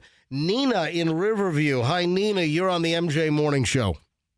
Hey, good morning, guys. So, Riverwalk, group of them, of kids, riding. I mean, in the middle of the people are walking with the little kids. On Riverwalk. Yeah. And with their listening to music or like looking at the phone, which is held on the stand on the e-bike. So not only they're going in between the people walking with their little kids, and now you have to pull your kids out of the way, but they're not even aware, what's going on around them, which is even worse. Yep, they've like removed themselves from like situational awareness. So, Nina, thanks for the call. People need to talk to their kids and educate them, a little more about, when you get on that e-bike, this is what you're supposed to be doing, Yeah. Maybe just like a little driving, like a test exam or something like Well, listen, that. I think there needs to be just stronger law enforcement crackdown on outrageous, out-of-control, reckless e-bike riders. Thank you, Nina. Have a fantastic day. How about Jason in St. Pete? And, folks, if you have a story or an observation regarding some of these reckless e-bikers, 800-990-1047, 800-990-1047. Jason, St. Pete, hit it. I use my e-bike respectfully. I just drive to my work. I don't really cause any problems. I'm 16 years old. Well, you know what? I'd like to hear that. Yeah. I think this is great to hear. So you're 16, so you abide by the traffic laws. You've heard the maniac stories that I've just told. So you're saying that 100% 16-year-old Jason in St. Pete, that is not you. You're a respectful e-bike rider. Yeah. Is it because your parents had a conversation with you, or? Yeah. So what did they say to you that made you be a respectful e-bike rider? Good question. Can you repeat that question, please? What did your parents say when you had the talk with your parents? Right. When you had the e-bike talk. Right. What did they say to like instill in you a level of respect for everybody around you? Just respect my elders and just be like a respectful kid on my bike, or else I'm going to get it taken. Yeah, you don't want to get it tooken. Yeah, don't get it tooken. Yeah. How do you do in English in school, Jason? Good. Okay. That's good. He's respectful. Yeah. That's what's All right. important. Jason, do you wear a helmet? Yes. All right, fantastic. And where do you work? What type of work do you do, Jason? I work at Urban Air. Oh, very nice. Hey, Jason, thanks for listening, man. I appreciate you. Sound like a very respectful and nice 16-year-old. Just out of curiosity, did you just finish up, 10th grade or 11th? Or what did you finish up? 10th. All right. How'd you do in English? What kind of grades? A. Oh, fantastic. I'm glad even with tooken. Listen, I'm glad you took in the time out of your day to give us a call, Jason. Jason, you have a great day. Thanks for listening, man. See you, buddy. Thank you. You guys too. All right, phones have popped on this. TJ's in Hudson. TJ, MJ Morning Show. Hi. Hey, what's up, MJ and y'all? Hey. One, let's quit calling them e-bikes and call them what they are. They're motorized vehicles, and they should be under the same laws as a motorized vehicle. Not allowed on trails, and you should cover the same laws as you do with a moped. You got to have a learner's permit, a helmet, and probably insurance, considering the damages that they could do if they hit a vehicle or a person. Yeah, they almost hit me last night. I was actually hit by the handlebar on the second one in my neighborhood. I mean, there's no regulation in their sale, though. I mean, you can't have like a license. Things that have insurance have licenses associated with them, you know? You can't put a license plate on every one of them. Regulate them. Yeah, well, they need to be regulated, and law enforcement needs to absolutely crack down on the reckless. It. Absolutely. TJ, thanks for the call. Rosa in Tampa. Rosa, you're on the MJ Morning Show. Hi. Good morning. Hey. So I'm a mom. I have boys that have e-bikes. And on my perspective, it also has to do with the parents. If the parents can't teach their children how to follow the rules of traffic and be responsible, then it falls on them. But my son is 18, rides an e-bike that goes the max 20 miles per hour, and my other one rides a smaller one. And they follow the rules of traffic, and they're very careful. Accidents do happen. You slip on gravel, you fall. Rosa, can I ask you a question? As far as the kids getting exercise, why don't you just get them regular bikes instead of an e-bike that takes the exercise out of the equation? Both my sons know how to ride bikes. You know what I mean? And then the older one started working, so it was a little bit farther, and school and whatnot, it became a little bit of his form of transportation. Right. And the 13-year-old was just following along with his brother, and he wanted one. His is a little bit smaller, and he just rides his at the park. Rosa, I'm just concerned that here, your kids are intertwining and mingling with 4,000-pound cars and 6,000-pound pickup truck. My youngest one does not ride in traffic. The older one does, but he protects himself with helmet and everything else, and he takes back roads. Guys, some of them are meant to be ridden. They do go 45, but like I said, my son does not. They're capped at 20. All right, Rosa, thanks for the call. But to Rosa's point, I think you can make any argument to fit your narrative. Yeah, well, my kid has to work. It's a little further. Sure. They were riding bikes to that job, 5 years ago. On a regular bike, You can make anything fit what you can deem acceptable in your own head. Rosa, thanks for the call. Have a great day. Thank you, Rosa. Matt is in Dunedin. Matt, MJ Morning Show. Hi. Hey, how's it going, guys? Doing well. Go ahead. So in Dunedin, we have the Pinellas Trail that runs through downtown. Yep. And I take my daughters riding our regular bikes often down there. And as you know, there's a lot of folks that walk dogs around Dunedin. So one day, 2 kids doubling on an e-bike, flying about 30 miles an hour on the trail, bobbing and weaving. And someone had a dog leash, and they grabbed the dog and yanked it and drug the dog for like 10, 15 yards. Are you kidding? And ridiculous. Think about it. When was this? Hurt, but this has been a while. I'd say last summer. Oh, wow. I mean, if your e-bike clips a dog leash, you're going to rip it out of the owner's hand, and then Fido goes for a drag. Hey, hold on a minute. Did they yank the leash of the dog deliberately or accidentally? It was an accident because they weren't paying attention. They were trying to. One of them had a selfie video stick, and they were trying to shoot a video. Oh my God! So they're driving recklessly and trying to shoot a video as well. All right, Matt. Thanks for the call. Be careful out there, man. Paulie is in Tampa. Hey, Paulie, is this Paulie Walnuts? This is Paulie Walnuts. All right. Go ahead. Good morning. Good morning. Hey, Paulie, go Listen, ahead. I'm gonna use a word from your playbook. Any parent out there that buys their kid an e-bike is a moron. Okay? That's the word you go with. Yeah, moron. I agree. In my community where I live, we're looking to ban them from our community because they're just a nuisance. I almost hit one. A couple of the neighbors almost hit one. They're all over Spring Hill. I don't know if you've been to Spring Hill lately, but they're like a motorcycle gang out there. You drive around, you see 50 of them driving together. Yeah. It's just, I feel this way, guys. I feel that if you're not old enough to drive a vehicle on the road, whether it's a motorcycle or a car, then you shouldn't be on the road. That's why they have bicycle lanes. I think, you should be responsible.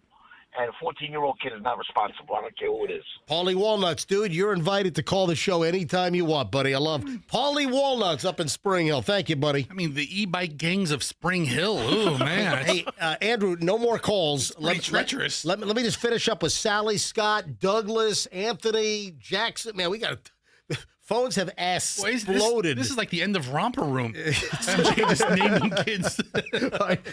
Sally and Wesley Chapel. Sally, hi, you're on the MJ Morning Show. Hi, good morning, MJ.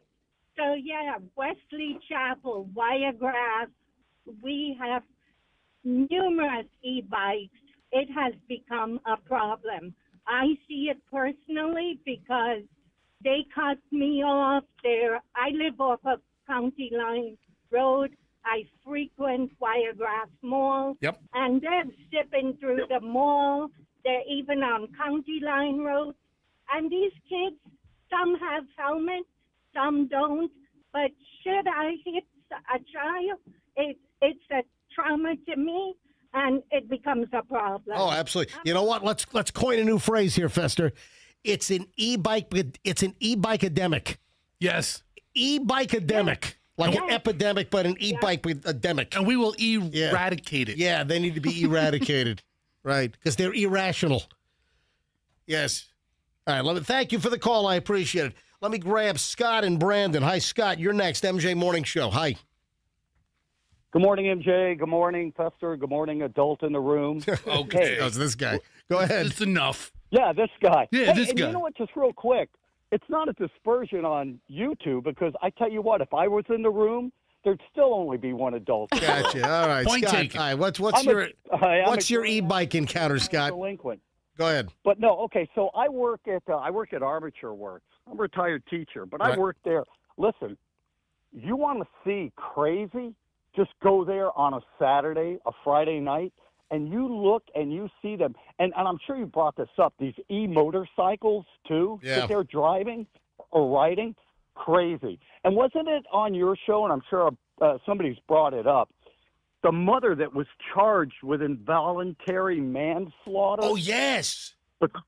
Right, yeah, because her 14-year-old killed like an 80-something-year-old guy, and he had been, there had been issues before. We talked about this before vacation, maybe a couple of weeks ago. We talked about it, that the mother was warned the kid was reckless, and then the mother even bought the kid a faster, more powerful e-bike before he killed the guy. Yeah.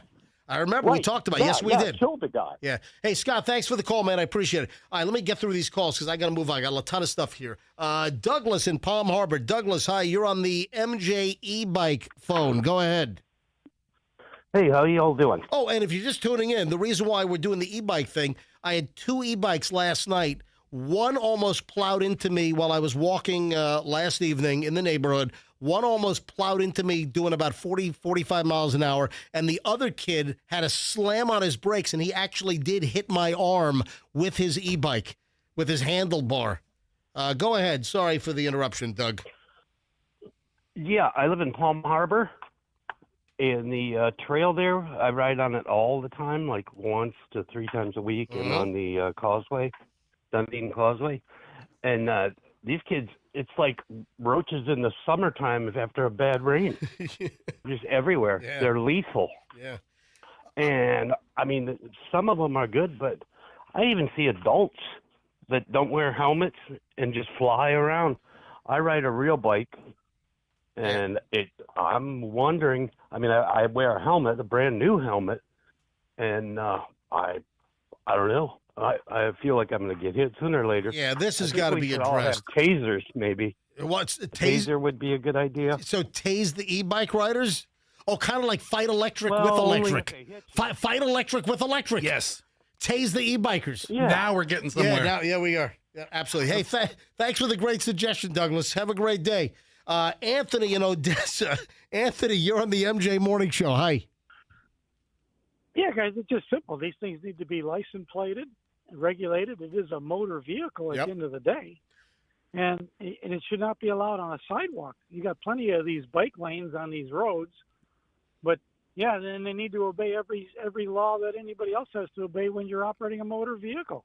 Great advice, Anthony. I've almost clipped these guys. These guys come out of nowhere. Yeah. 40 miles an hour. Great, Anthony. You're 100% right. And listen, look at the number of people that are calling in with these stories. Anthony, great call. Thanks. So many people are irritated. Yes. Yeah. Anonymous in Clearwater. Welcome to the MJ Morning Show. Hi. Hey, good morning. How you guys doing today? Doing well. Hi. What's the deal? I have actually a friend of my son's. He's 14, 15 years old. Unfortunately, he was in an e-bike last week.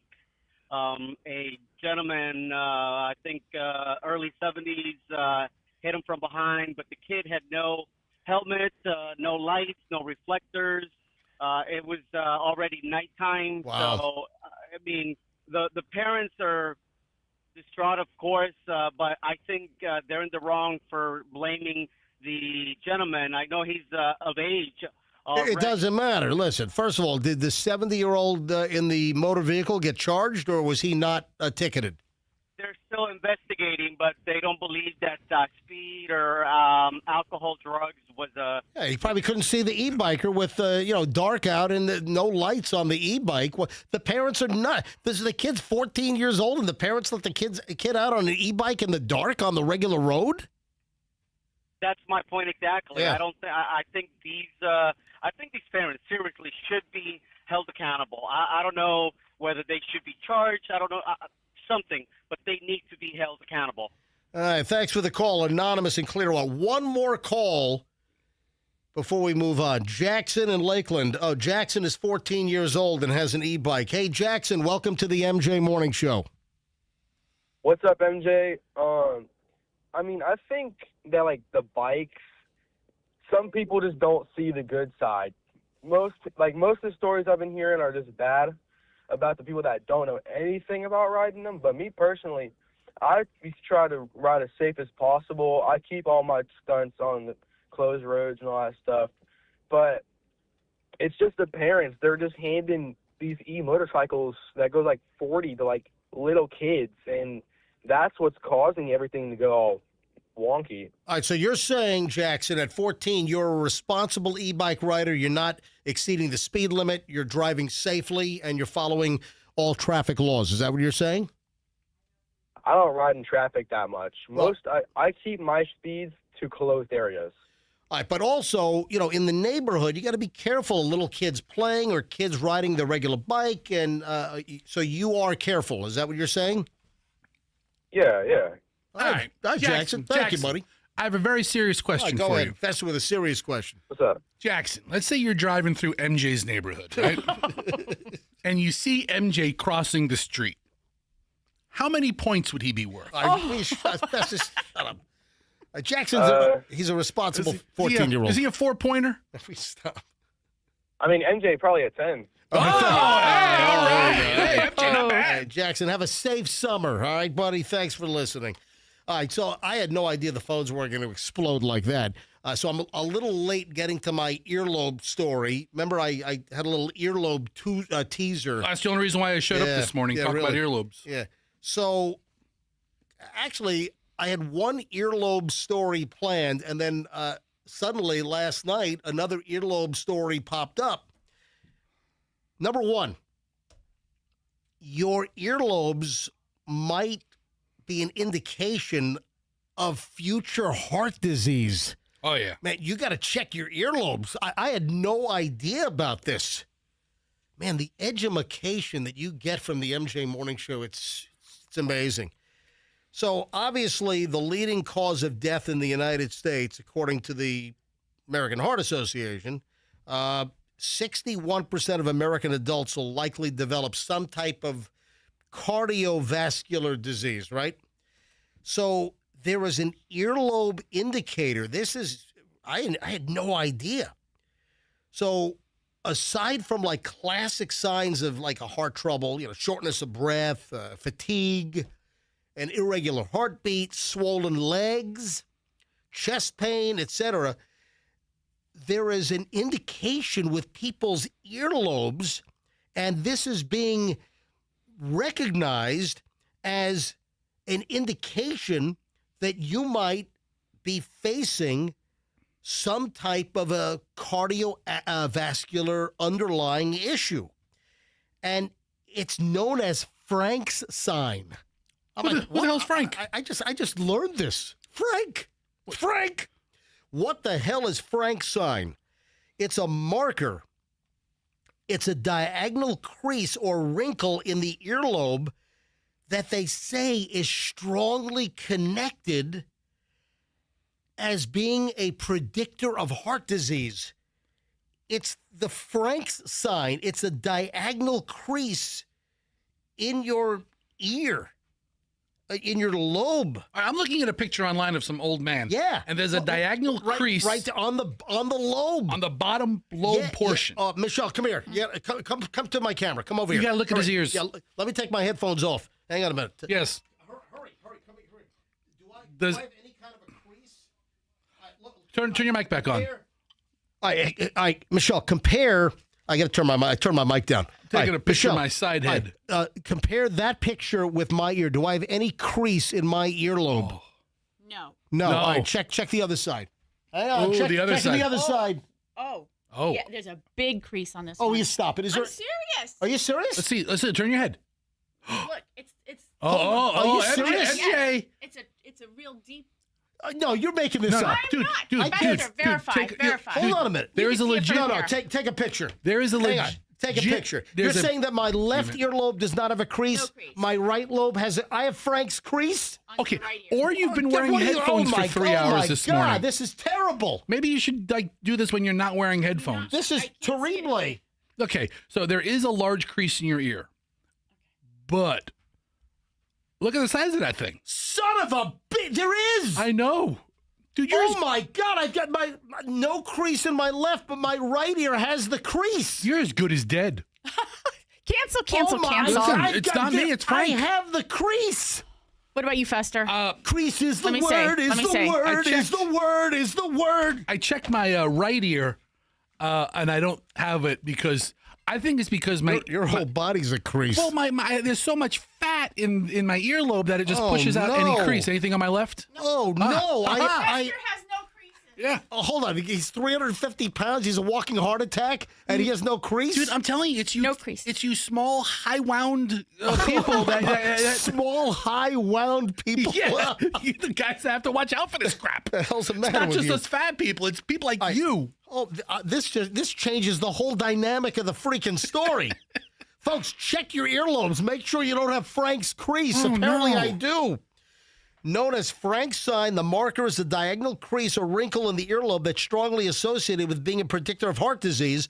The diagonal crease was named after Dr. Sanders T. Frank, who observed the crease in multiple patients under 60 with angina, which is chest pain. Some people don't want to say angina because it sounds like vagina, and so they call it angina. It's angina. Angina. Larger studies have also linked this sign to peripheral vascular disease. This is bad news, Michelle. Is it only in men or is it in all people? I think it's in all people. It's in gerbils, too. Oh, wow. Poor gerbils. Oh, I've got the freaking crease. I'm looking at the picture right now. This has ruined my day. I've got Frank's marker. I'm marked. I'm marked for death. You better start working on that bucket list. The hell? You'll be dead soon. Oh, my God. I got to call Chief Burkhaw. You know, I can also talk to him about my e-bike situation. Well, you could also have him check his ears. Yeah, have him check his ears. he might want to know that, but I don't think he needs to know about the I'm sure he's well aware that the e-bikes are an issue. No, he needs to know that two kids almost plowed me over Well, last night. Do you have their names? Do you have a license plate number? You can file a report. There are no license plate Well, numbers. there you go. Yeah, go ahead. Complain to the chief today. You know what he's going to say? I'm retiring Tell August the- 6th. Yeah. Tell the new guy. Exactly. No, he's still on the job for what, another month and a half? Yeah, August 6th. Okay. Let me dial up Lee Burkhaw. He's waiting for a call. He's going to become, well, I'll let him tell everyone what's going on. Calling up his cell. All right, calling up Chief Burkhaw. Big news yesterday. This kind of shook things down. You know, hey, Chief Burkhaw retiring after 30 years. Good morning. Chief Burkhaw, TPD, welcome back to the MJ Morning Show. It's my pleasure to be here. I got a question. Do you have a body-worn camera with a description of these kids that were trying to run you over? Dude, Chief, I've been telling him for months to get a pair of meta glasses or something to record his walks.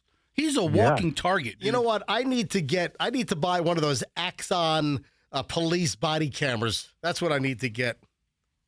Yes. Actually, they sell them. Yeah. I can help you get one. All right. Thank you. He knows the supplier. Thank you. I can get one. I probably, you know what? I think I need one. I need to put it, I'll put it on my weighted vest. It already looks like a bulletproof vest to begin with. All right. So, Chief, ladies and gentlemen, Chief Lee Burkhaw, Tampa Police Department. Big news broke yesterday. You should have come to the MJ Morning Show for the big announcement. You should have broken the news here. Yeah. I know. You've got a big viewership. Probably would have been better off doing it there. All right. So, why are you retiring after 30 years with TPD? Well, if you didn't remember, I actually retired 2 years ago, and then I came back on a contract to stay with the mayor. And if you didn't know, I'm already an adjunct professor at USF, and a lot of these schools have been looking at me and reaching out, and I've been putting them off. And USF said, hey, we've got this position. We want you to apply. I applied. I got the job, and this was an opportunity that I just couldn't pass up. And it worked out really well for me. And I'm excited about my new role, but I'll tell you, it's bittersweet leaving an organization that I've been at for over 30 years. So it's sad, but I'm excited about my future and what I can do for the next generation. Awesome. So when do you actually start? I guess it's going to be next semester. You're going to start with the... Yes, in August. In August, you'll start at USF in the Department of Criminology. Yes.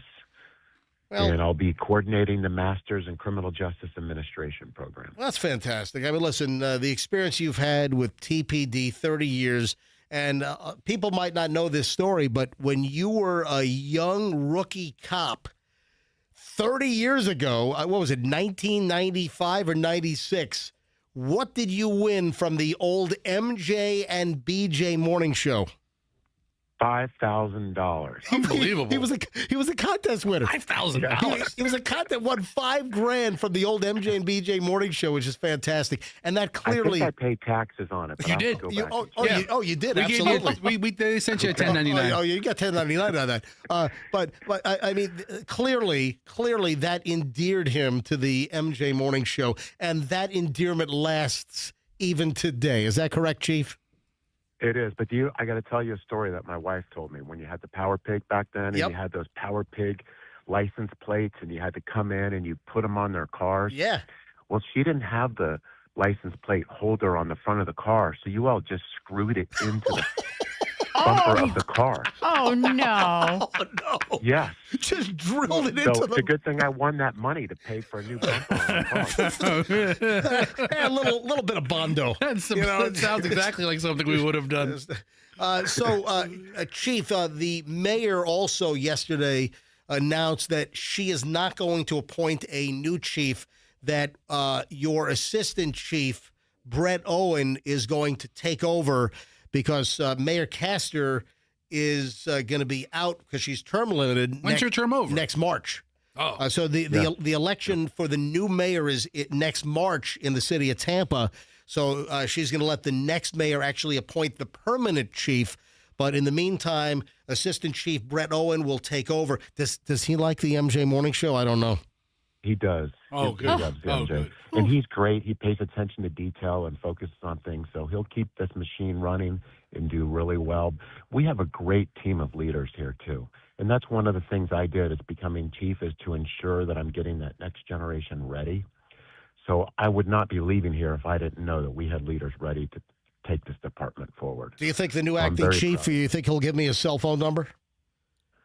If not, I'll give it to him. And you can just call him and surprise him. You'll roll over on your buddy. No That's big it. deal. Hey, Chief Burkall, I know we'll be in touch. Don't be a stranger. Congratulations on your new position, okay?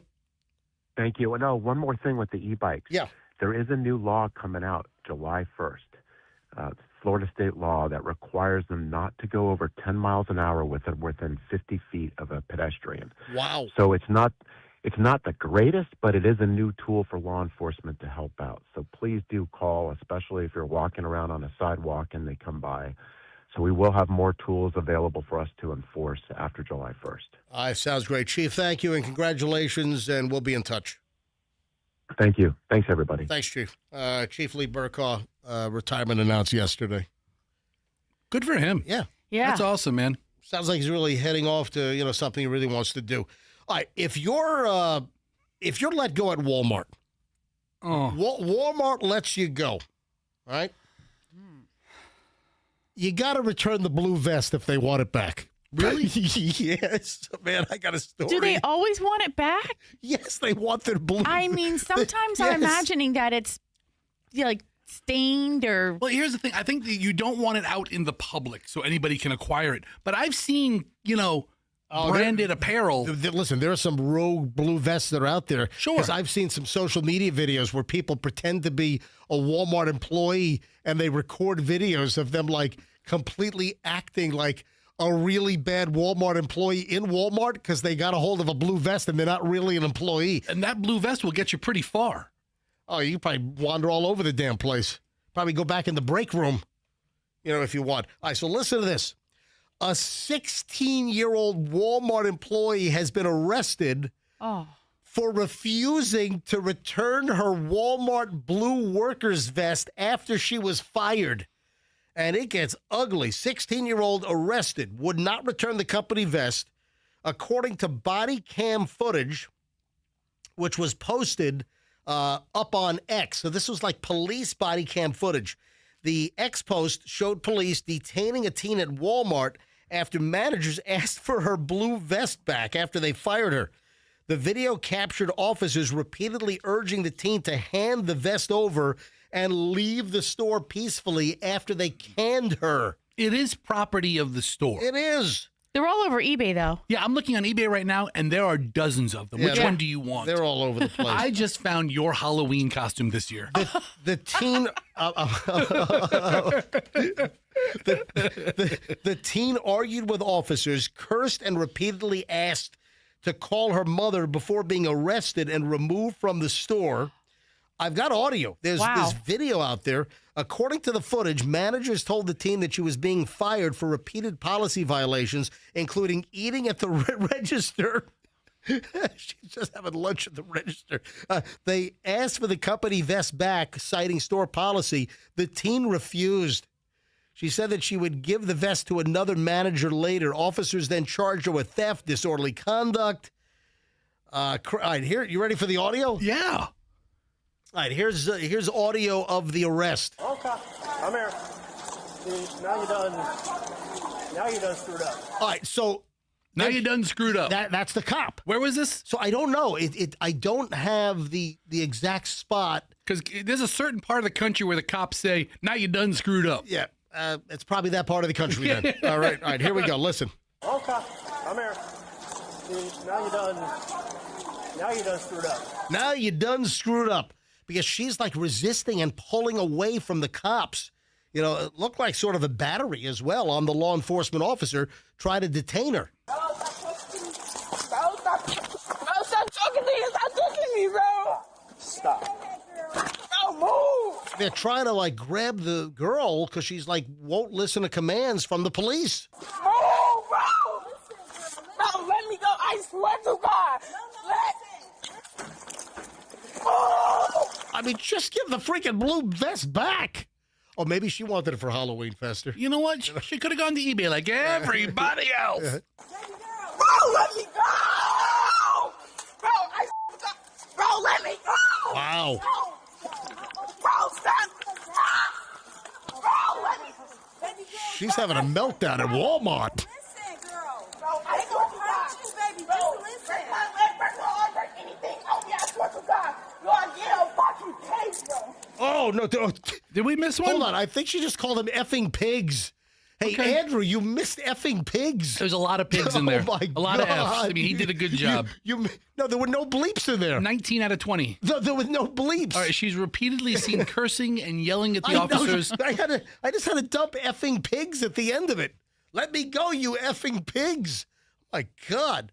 All right, do I dare play the next soundbite? All right, this is them trying to put her into the police car in the Walmart parking lot. Bro, let me go. Are we really going to do this right Bro, now? let me go. Bro, you all get this car. Let me go. We gave you every opportunity to get the vest back and leave. We're not booking her. Stop. Move. I'm Give finna me call my the mama. phone I'm finna and call the my headphones. mama. I'm finna call my mama. I'm a I'm gonna do minor. that for you. No.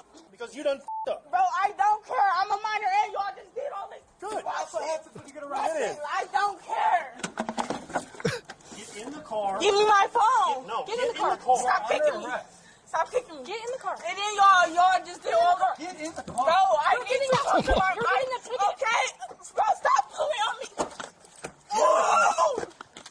I'm not gonna get in the car. Y'all got all this shit right here. Stop pushing me. Oh, my God. Bro, what the f***? Don't you see me in the car? She's a handful. right. All because Walmart fires her and she doesn't want to give back the blue smock. You know?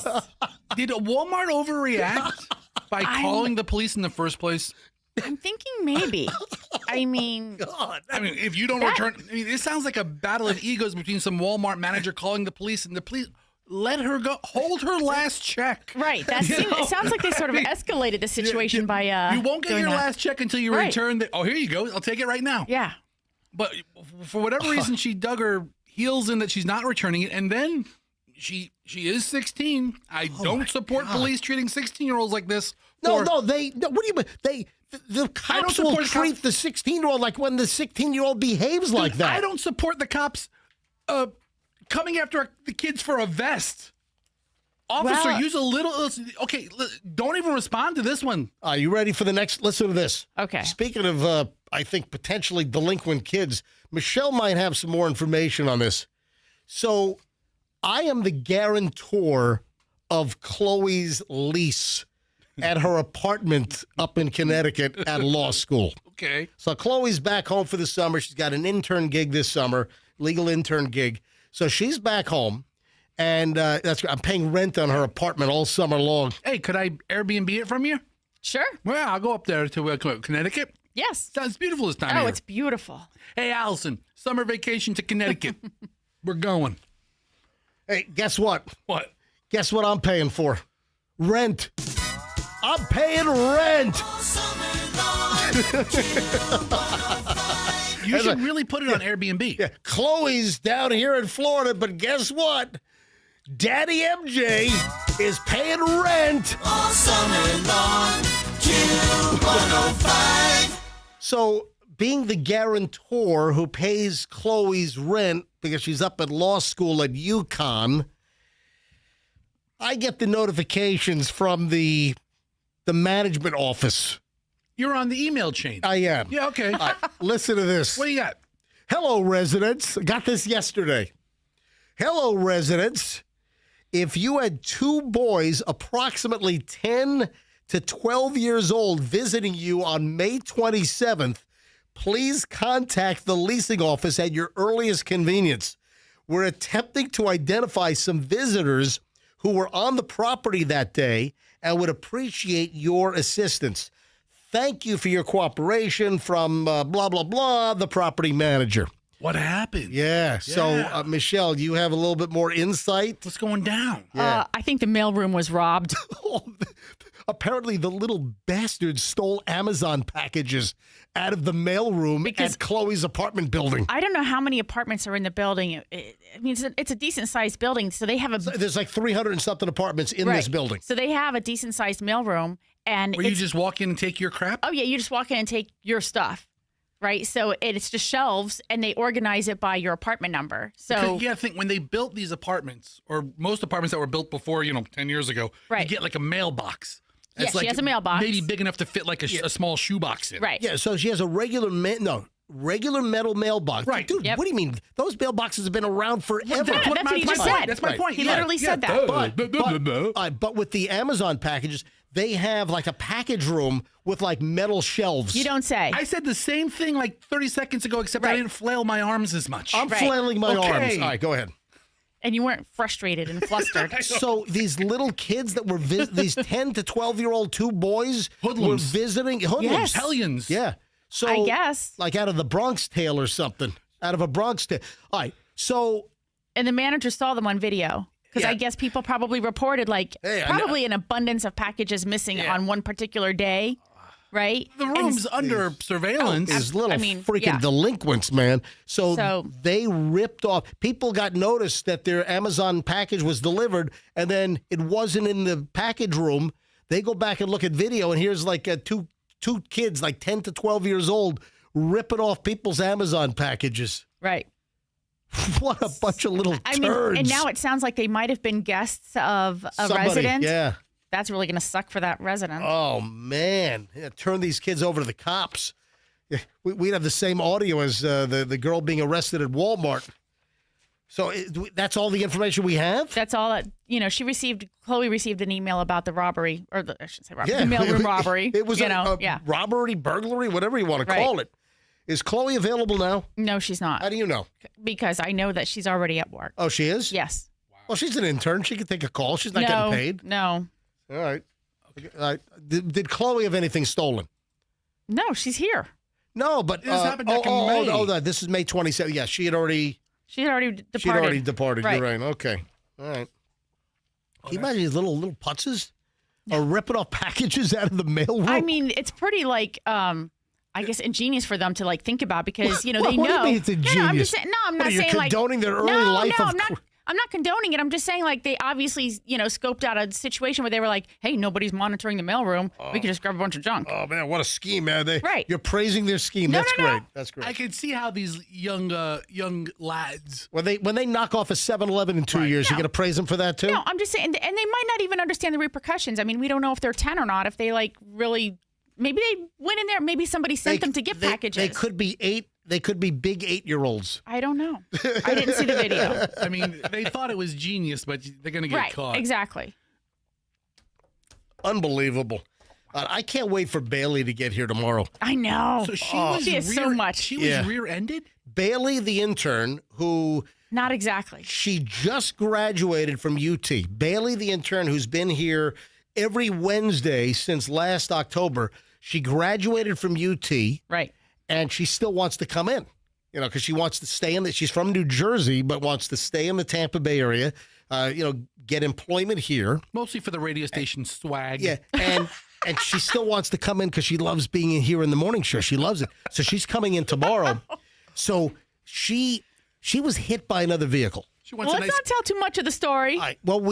She already told the story, but the new twist is she gets a letter from a local law firm that the lady who actually hit her at a whopping maybe 1 to 2 miles per hour at a red light, the lady who hit her is claiming that she's injured and now is going after Bailey and Bailey's insurance company. How is there proof that there was even an accident? Yeah, Was there a police report? They did call the cops. Yeah, I believe the TPD, it was on like Manhattan near like O'Keller. Okay. It was over near Gandy and Manhattan, just north of Gandy. But there is a record of this incident happening. Yes. Yeah, she sent me pictures of the 3-page letter she got from the local attorney.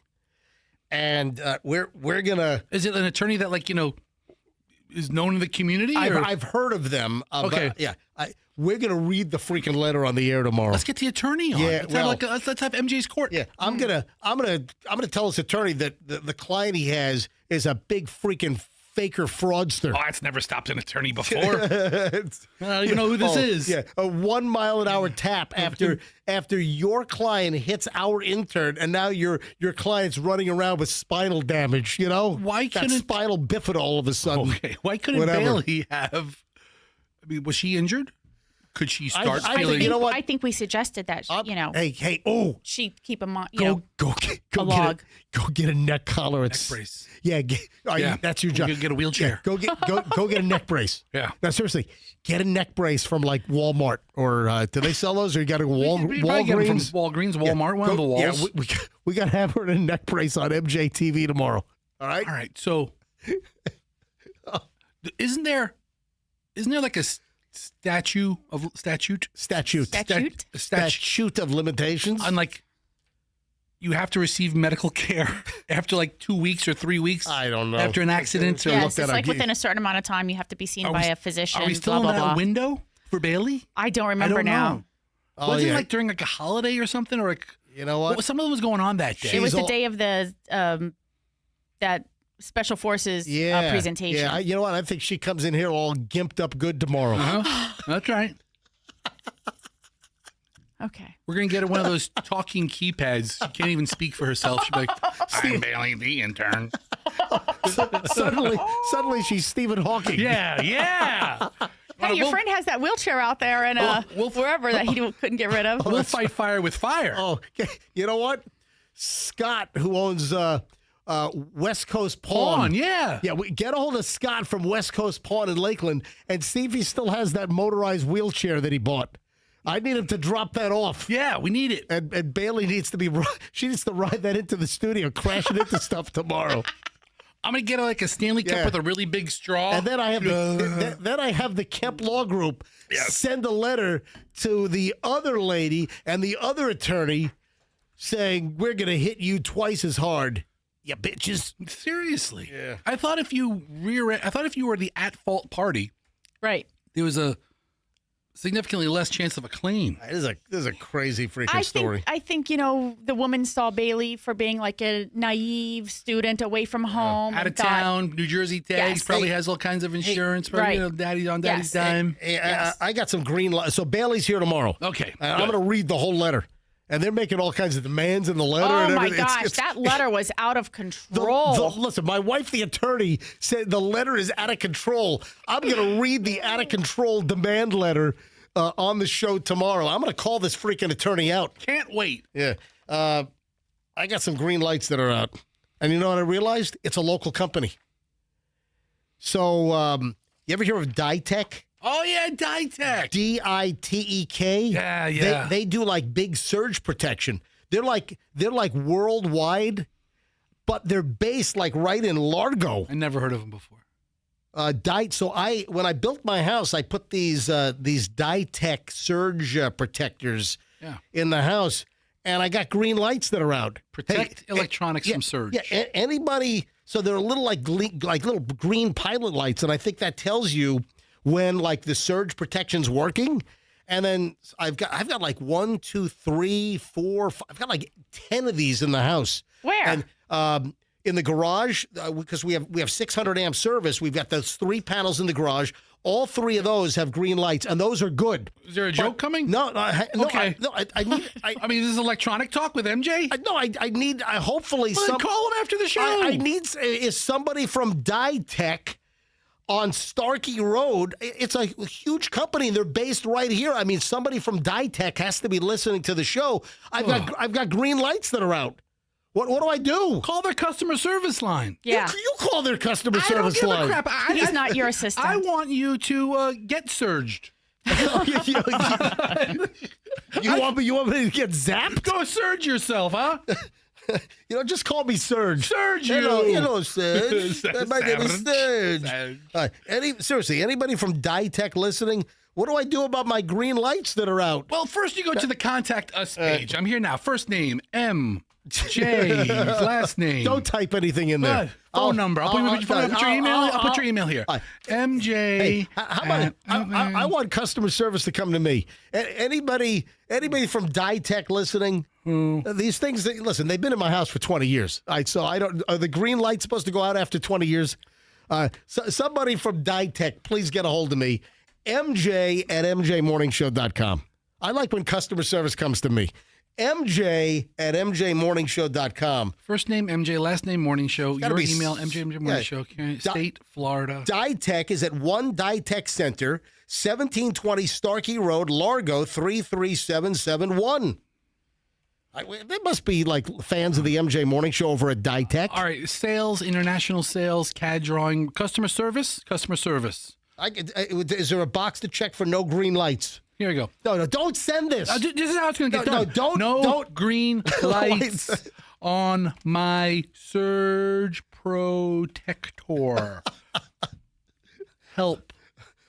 Why don't you sign me up for a career opportunity at Dytech? They're here. They have a whole thing. I know. I see that. I just submitted it. Don't submit it. It's gone. Thank you for your message. Don't submit it. Your message has been sent. Why'd you submit it? Because I want to get you help. Right. You're just bellyaching on a radio. I'm taking actual legit, dead-ass proactive steps to getting you service. I think Dytech is a big operation. We must have listeners at Dytech. Maybe the owner of Dytech. Is it a private company or is it publicly traded? Yes, MJ, it's Darren Dytech here. I heard you're looking for me. I'm a little busy right now. I need you to drop some new green lights off in my house in South Tampa. All right. All right. 8:33 at the MJ Morning Show. Oh, I meant to do this in tandem. I meant to piggyback this on the package. Well, listen, better late than never. I meant to put this right after the package theft. Oh, Michelle. What? Dytech is looking for a receptionist in their Largo office. Oh, okay, great. If this doesn't work out, you want something to do. Looking my free for time. a receptionist with warm energy, professional efficiency, and a welcoming nature. That's you. That's me. That's you. Michelle did some temp work before we moved to Tampa. When we were hooked up in West Palm Beach, Michelle got a gig at some temporary outfit, and she actually did some receptionist work. Full time, by the way. No, temp work's the way to go. Yeah. You just take a book or a magazine, you sit And then there. then she decided to finish up her accounting degree at USF and go to law school. And now she's schlepping in this place for no money. The receptionist is the first point of contact for the company, All right, responsible for answering phones, I'm moving on. reading visitors, handling incoming and outgoing mail. I'm moving on. I can do all those things. Yeah, so, Michelle, maybe you can get a discount on my new green lights from Dytech if you get the receptionist gig. Employee discounts are available. Oh, look at that. This is great. So, another package story. If you just missed it, we go back and listen to the podcast or MJTV. No, but Chloe's apartment complex up in Connecticut, where she goes to law school, they put out an email that the 2 little kids, like 10 to 12, ripped off packages out of the package room back at the end of May. And guess what? I have a list of like the states where the most packages are stolen. Oh, man. Oh. All right. Where do you think the most packages are stolen in the United States? What state? The state that has the most packages stolen. I mean, what is your guess? Is it one of those god-awful small states like Delaware? No. Okay. It's freaking obvious. What, like Florida? No. California? Yes, California. So where does Florida rank, though? I've got the listing here. I kind of thought it was California, but I thought it was like too obvious. I thought somebody was like, fudging numbers to make it look like New Hampshire is really a pit. This is crazy. So more than $1.2 billion worth of packages were ripped off in just New York alone. That puts New York at number 2.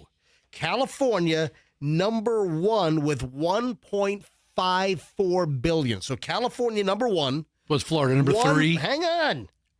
Wait, that number again for California is what? California in 2025 had 11,824,411 packages stolen. I don't know how they have the stat. And that's a total of $1.5 billion.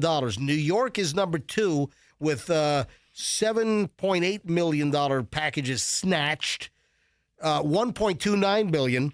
What do you think number 3 is? Florida. No. Texas. Texas, yeah. I mean, it's kind of going in order of pop. Well, no, because isn't Texas is ahead of New York now in population. California, Texas, Florida are the third, and then New York. And then New York. We're even ahead of New York. All right, so California is number 1. You've got New York is number 2. Texas is number 3.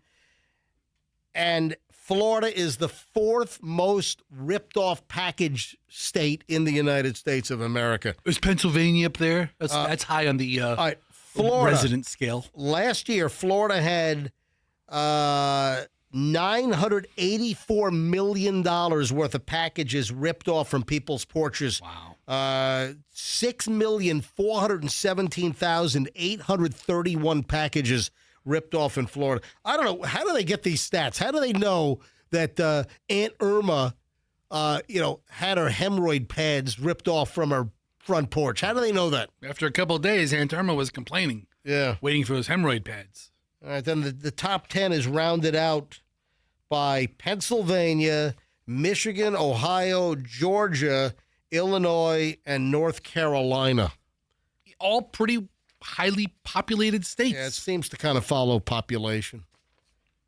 Like North Dakota is not up on the top of the list. No, it's not. Man. Porch pirates suck. They're awful. It's my second least favorite kind of pirate. What is your, I don't even want to know. Butt pirates. Stop. Butt pirates. Stop it. They're the worst, but then porch pirates. Oh, man. I've got to show you. I got to warn you. I'm going to show you a mugshot, and I'm going to show this on MJ TV. And this is insane. I don't know what the hell is going on with this guy. But this dude, I don't know, he's got, I think, some kind of an issue here. And they're calling him a comedian influencer by the name of DeJounte Wings. This is a Louisiana influencer. He's gone viral because of his mugshot. He was arrested after apparently ripping off Take 5 oil change, like getting his oil changed and then not paying. No, he used to work there. Okay, was he an employee? He used to work there. So I guess he ripped off stuff from Take 5 oil. He took $5 grand. Take $5 grand from Take 5. All right. So this dude, DeJounte Wings, 27. I guess he here's the deal. He broke into the Take 5 oil change place where he used to work and ripped off $200 from a safe that was inside the office. Anyway, he was fired from the business about 2 weeks earlier. And, man, I've got a picture of this DeJounte Wings' mugshot. Wow. Fester just brought it. I don't even need it. Fester just brought it up online. What is going on with this guy? Listen, that is why we're talking about this, and that's why I'm about to hold this image up to MJTV. You got it, Andrew? What in the hell is happening here? I'm holding this up to MJTV. If you can't watch MJTV now, go back and watch it later. Or do a search for DeJounte Wings mugshot, who used to work at Take 5 Oil Change. Michelle, have you seen this? I have not. All right, let me hand this to you. Look over here. Let me. And this happened in Louisiana. Oh, in Baton Rouge. Hold on. First reaction. Flip it over. You got to be audible. Did you see it? I can't even say anything. Did you see it? Yes. I started to see, like, stare at that mugshot. No. Flip it over. Stare I don't even want to. Turn it back over. Look at it. Stare over. Look at it. Look at it. It's can't kiss it. It's just a heavily deformed face. What is going on here? I think there's something they used. You know what? They used like that fisheye camera. No. It's just lens. First of all, the mugshot. First of all, his eyes are like spread out like a hammerhead shark. I mean, what is going on here? One eye. If you cover one half of the face, if you cover the wonky side, this is crazy. It's not real.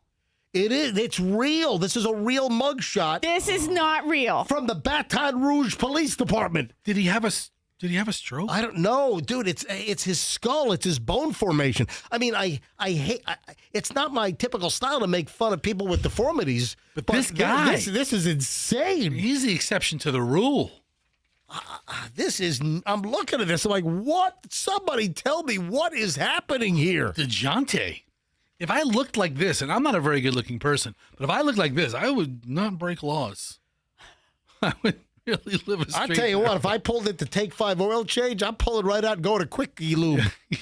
Or whatever. Hey, you know what? I changed my mind. I don't need an oil change. Okay. No. Let my engine really just seize up. I'm fine, thank you. Yeah, they probably had him living like underneath where the trolls live, underneath the oil. Yeah, they have like the little buried area. Listen, in all fairness, obviously it's some kind of birth issue, but man, DeJounte, dude, if you're looking like this, just don't do anything illegal so we don't get a chance to make fun of your mugshot. You know what? That's my excuse right there. Yeah, that's my excuse. That's valid. Yes. That's valid. We'll stand on that. Michelle, look at it again. No. Look at it. No. Look at it. No, look I'm not. It. Look Stop. at it. Look at me. It's Stop. like half of his face, honestly. Folded it in half down the middle of his head. Hey, Andrew, take Michelle's camera when I come over there. Listen, if you looked at his mugshot and you took half of his photo, MJ, listen, she's going to have that made into a mask. Stop. For roll. Oh, are you trying to kiss through the paper? Creep. Fold the paper in half, like down the center. Let me see it. Come here. See, look. I want to fold it. I was trying to show you something, jackass. There we go. If you look, half his face looks somewhat normal. Oh, okay. All right? Yeah. And then the other half looks like Salvador Dali painted it. Oh. You know? That's the thing. I mean, if you look at half of them seems like a melted clock. Yeah, I mean, half of his face, just right down the center, like right down his middle of his skull, middle of his forehead, down his nose. There's something going on here. He looks fairly normal. Happening here. But then the other side looks like it was just exposed to the sun for too long and it just melted. I don't even. Is that not nuts? Look Poor the guy up. DeJounte. Yeah, poor guy. I feel bad. No, I don't. He ripped the place $200. off. Oh, $200. Now he's national news. Yeah. There is a new disorder that is linked to hard seltzers. You know, there are people that put back these freaking high noons and what else is like Mike's Hard. Mike's. That's not a. What are the hard seltzers? I don't drink hard seltzers. I know that you have. Is it like a White Claw? Yeah, White Claw is thank you. The big That one. Nutro or whatever that girl does. Is it Topo Chico has a hard seltzer. White Claw, High Noon. Corona has their own version. I think Bud Light came out with their own version Everyone's of seltzers. got a hard seltzer. Truly has their own. So lots of hard seltzers. Overconsumption of listen, bottom line is any overconsumption of alcohol is not good for you. Alcohol in moderation. Enjoy alcohol responsibly and enjoy in moderation. Nothing wrong with that, as far as I'm concerned. But people are just plopping back these hard seltzers, and some of the numbers that I saw were insane. Hard seltzer, according to Hackensack Meridian Jersey Shore University. That's a tough school to get into, I'm sure. According to researchers, they can afford researchers at Hackensack Meridian Jersey Shore University Medical Center? Oh, yeah, we have a lot of reach in the Hackensack community. All right, so they say that hard seltzer, well, I guess they have a medical center attached to it. They say that hard seltzer is to blame for what has been recognized as a new disorder. And these hard seltzers, these alcohol-spiked seltzers have, gone up in massive popularity. White Claw, High Noon, you got all kinds of, and, they don't have as many calories as some of the other drinks, but it doesn't mean you can drink a ton of these things. A new study has been published in the International Journal of Clinical and Medical Cases and reports on 3 people who consumed 2 or more six-packs of hard seltzer per day. What? All right, 2 or more six-packs of hard seltzer per day. That's a lot. They developed a condition that has now been dubbed Mahendru Vakarajani syndrome. What is that? Mahendru Vakaharanji syndrome. Is that like just a foreign word for alcoholism? It sounds like liver cirrhosis of the liver. It sounds like my dad's old heart doctor. Yes, I got a Mahendru Vakaharanji. I mean, how can you drink 2 six-packs a day? His family immigrated from India back in 1972. So that's a lot of freaking hard seltzers. 2 or more six-packs a day of White Claws or High Noons? How many ounces of, even liquid is that? Aren't they like 12 ounces a piece or 10-ounce cans or something? I don't know. Why don't you take a look at a picture and see what it says? Wow. The disorder, only the second newly identified kidney disorder in the last 35 years. Wow. Results in hyponatremia, or a dangerous drop in blood sodium levels. And they're attributing it to overconsumption. Oh, and listen, clearly it's named Mahendru Vakaharajani syndrome because those are the name of the 2 doctors. The 2 doctors. All right, so I wasn't that far off by saying that was Mahendru. Yeah, I'm looking. He's chief of nephrology. Nephrology. Nephrology has to do with your kidneys. Nephrologist. Okay. Yeah. Excessive fluid intake from low solute drinks like hard seltzers. The condition can cause serious health problems such as headaches, nausea, confusion, seizures, even coma. My God, even coma. Yeah, but you have to drink. I said coma. Wow. You have to drink a ridiculous amount. Yeah, but that's the story. People are drinking a ridiculous amount of these hard seltzers. This is as dumb as butter lung. From the popcorn, microwave popcorn. But you had to eat like 4 bags of microwave popcorn every day for 20 years. No, the people that really got that were the people that worked at the factory making like Pop Secret or Orville Redenbacher's microwave pop. Didn't a man sue and win like Orville Redenbacher's fortune by eating like 4 bags a day every day? I don't. I thought mostly workers at factories that make microwave popcorn got microwave popcorn lung. Or those people who ate like 4 to 10 bags a day. Oh, and really? the guy won. And if I was on that jury, I'm like, you're a nutcase, dude. You deserve to die. Eating 4 bags of popcorn a day, you think nothing bad's going to happen to you. That guy ain't right. This guy, whoever drinks this much White Claw has issues. 2 six-packs. That's every day. Hey, you know what's getting good reviews? Well, I've seen some good reviews. Disclosure Day. We're going to see that tomorrow, right? Yes. What time tomorrow? I think 3:30. What if our new air conditioner is being installed? I might not be able to go. Well, you'll have to let Kenny know we'll have to adjust I the gotta schedule. Yeah, sorry, Kenny. We have a movie to watch that's showing again in 2 hours. Let me call Kenny. Why do you need to be there? Why don't you get out of the way and let the guys work? No, maybe we'll do it on Friday. Hold on. Let me see if Kenny. Let me see what the deal is. Let me call Kenny. My air conditioner broke, and I'm not going to put a new $3,000 board into a 10-year-old Carrier condenser. Wayne Watson won $7.2 million in 2012, who developed popcorn lung from eating 2 bags of butter-flavored microwave popcorn every day for a decade. Just 2 bags, not even 4, like you said. If you record your name and reason my for calling, God. I'll see if this person is available. I hate these. He's busy. Hey, Kenny, it's MJ live. Kenny. Hello, Newman. Kenny Newman, Air Rescue. Kenny, it's MJ. Pick up the phone if you can, please. Thank you very much. Do I have to stop talking for this thing to? I don't know. Just stop talking. All right. Did it send? Oh, Sent. Please stay on the line. Thanks. Oh, here. This is my brother had the same thing yesterday. This is like the new blocker from this phone service. It is. It's exactly what it is. Yeah, I've got an Air Rescue commercial coming up. I guess I'll just make this the commercial. maybe Kenny's not available. I'm sorry, this person is not available. Oh. If you would like to leave an additional message, please reply after the tone. Oh, Kenny. It's MJ. Oh. Try to call you up, but you're not available. All right. So, but we're scheduled to go to see Disclosure Day tomorrow, 3, 4 o'clock? Yes. Yeah. It's supposed to be like Spielberg's his greatest work. Really? No. I heard his greatest work in 20 years. Okay, maybe that's what I saw. Maybe I didn't read the next line. It's the greatest work, and then I didn't scroll down. Just stop reading right there.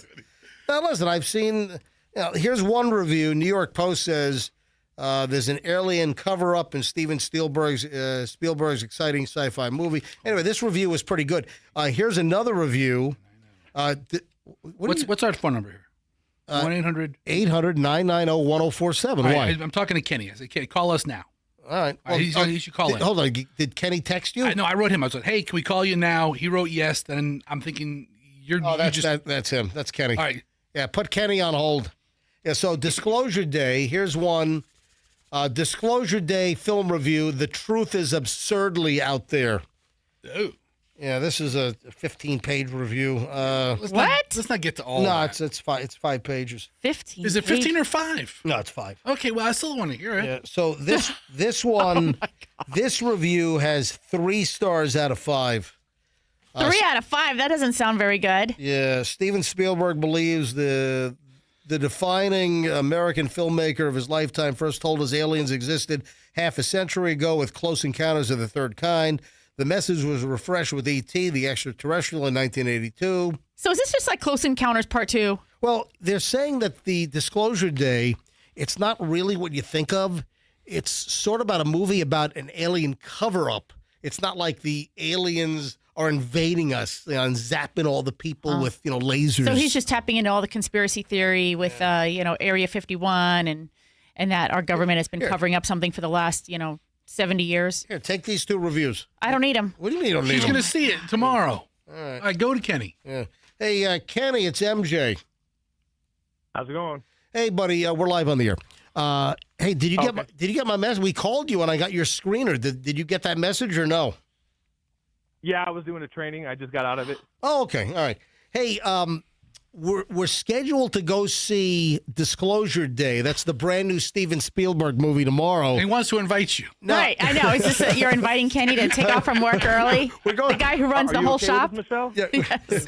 We're going to see the movie tomorrow. And is there any chance that I would get my new Daikin air conditioner installed tomorrow or Friday? Or what are we thinking?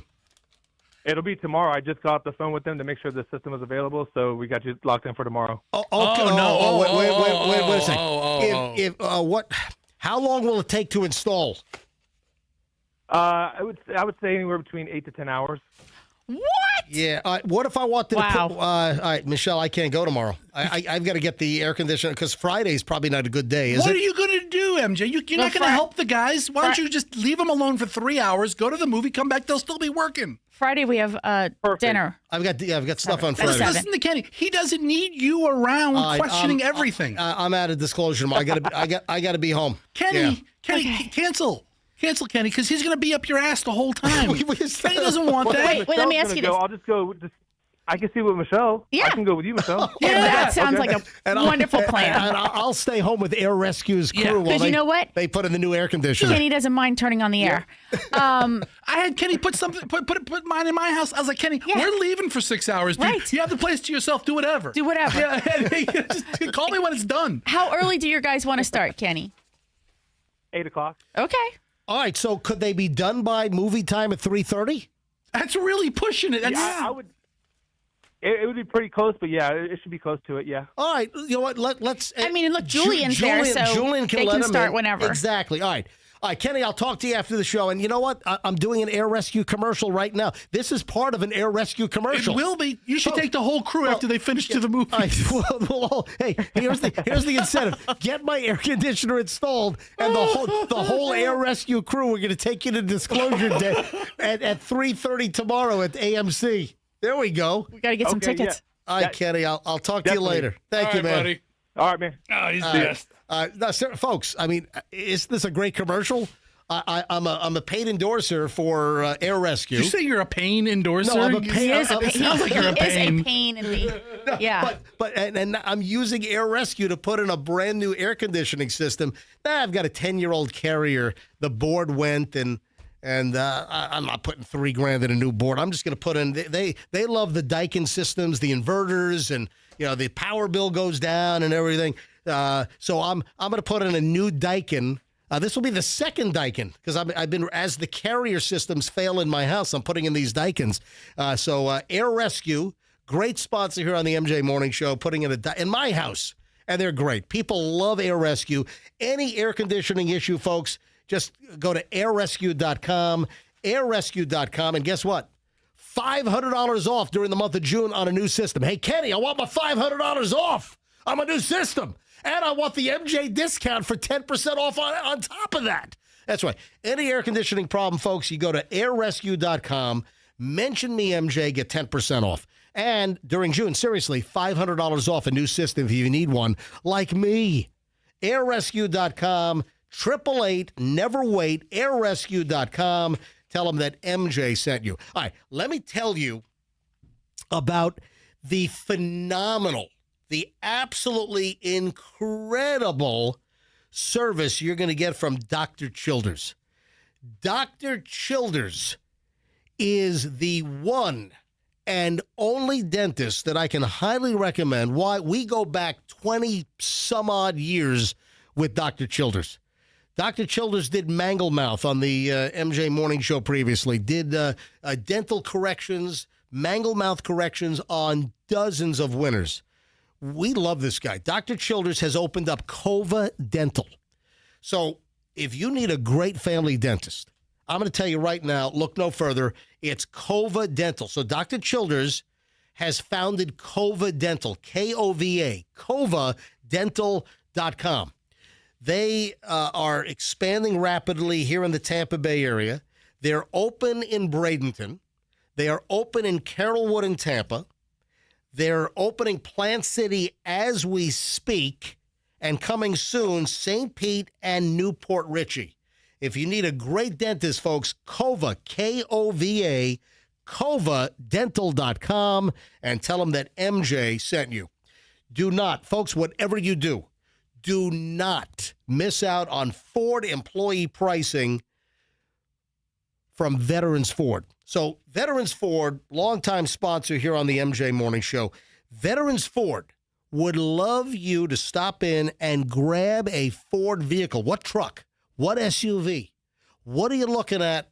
Maybe even, one of the Mustang, the Mustangs.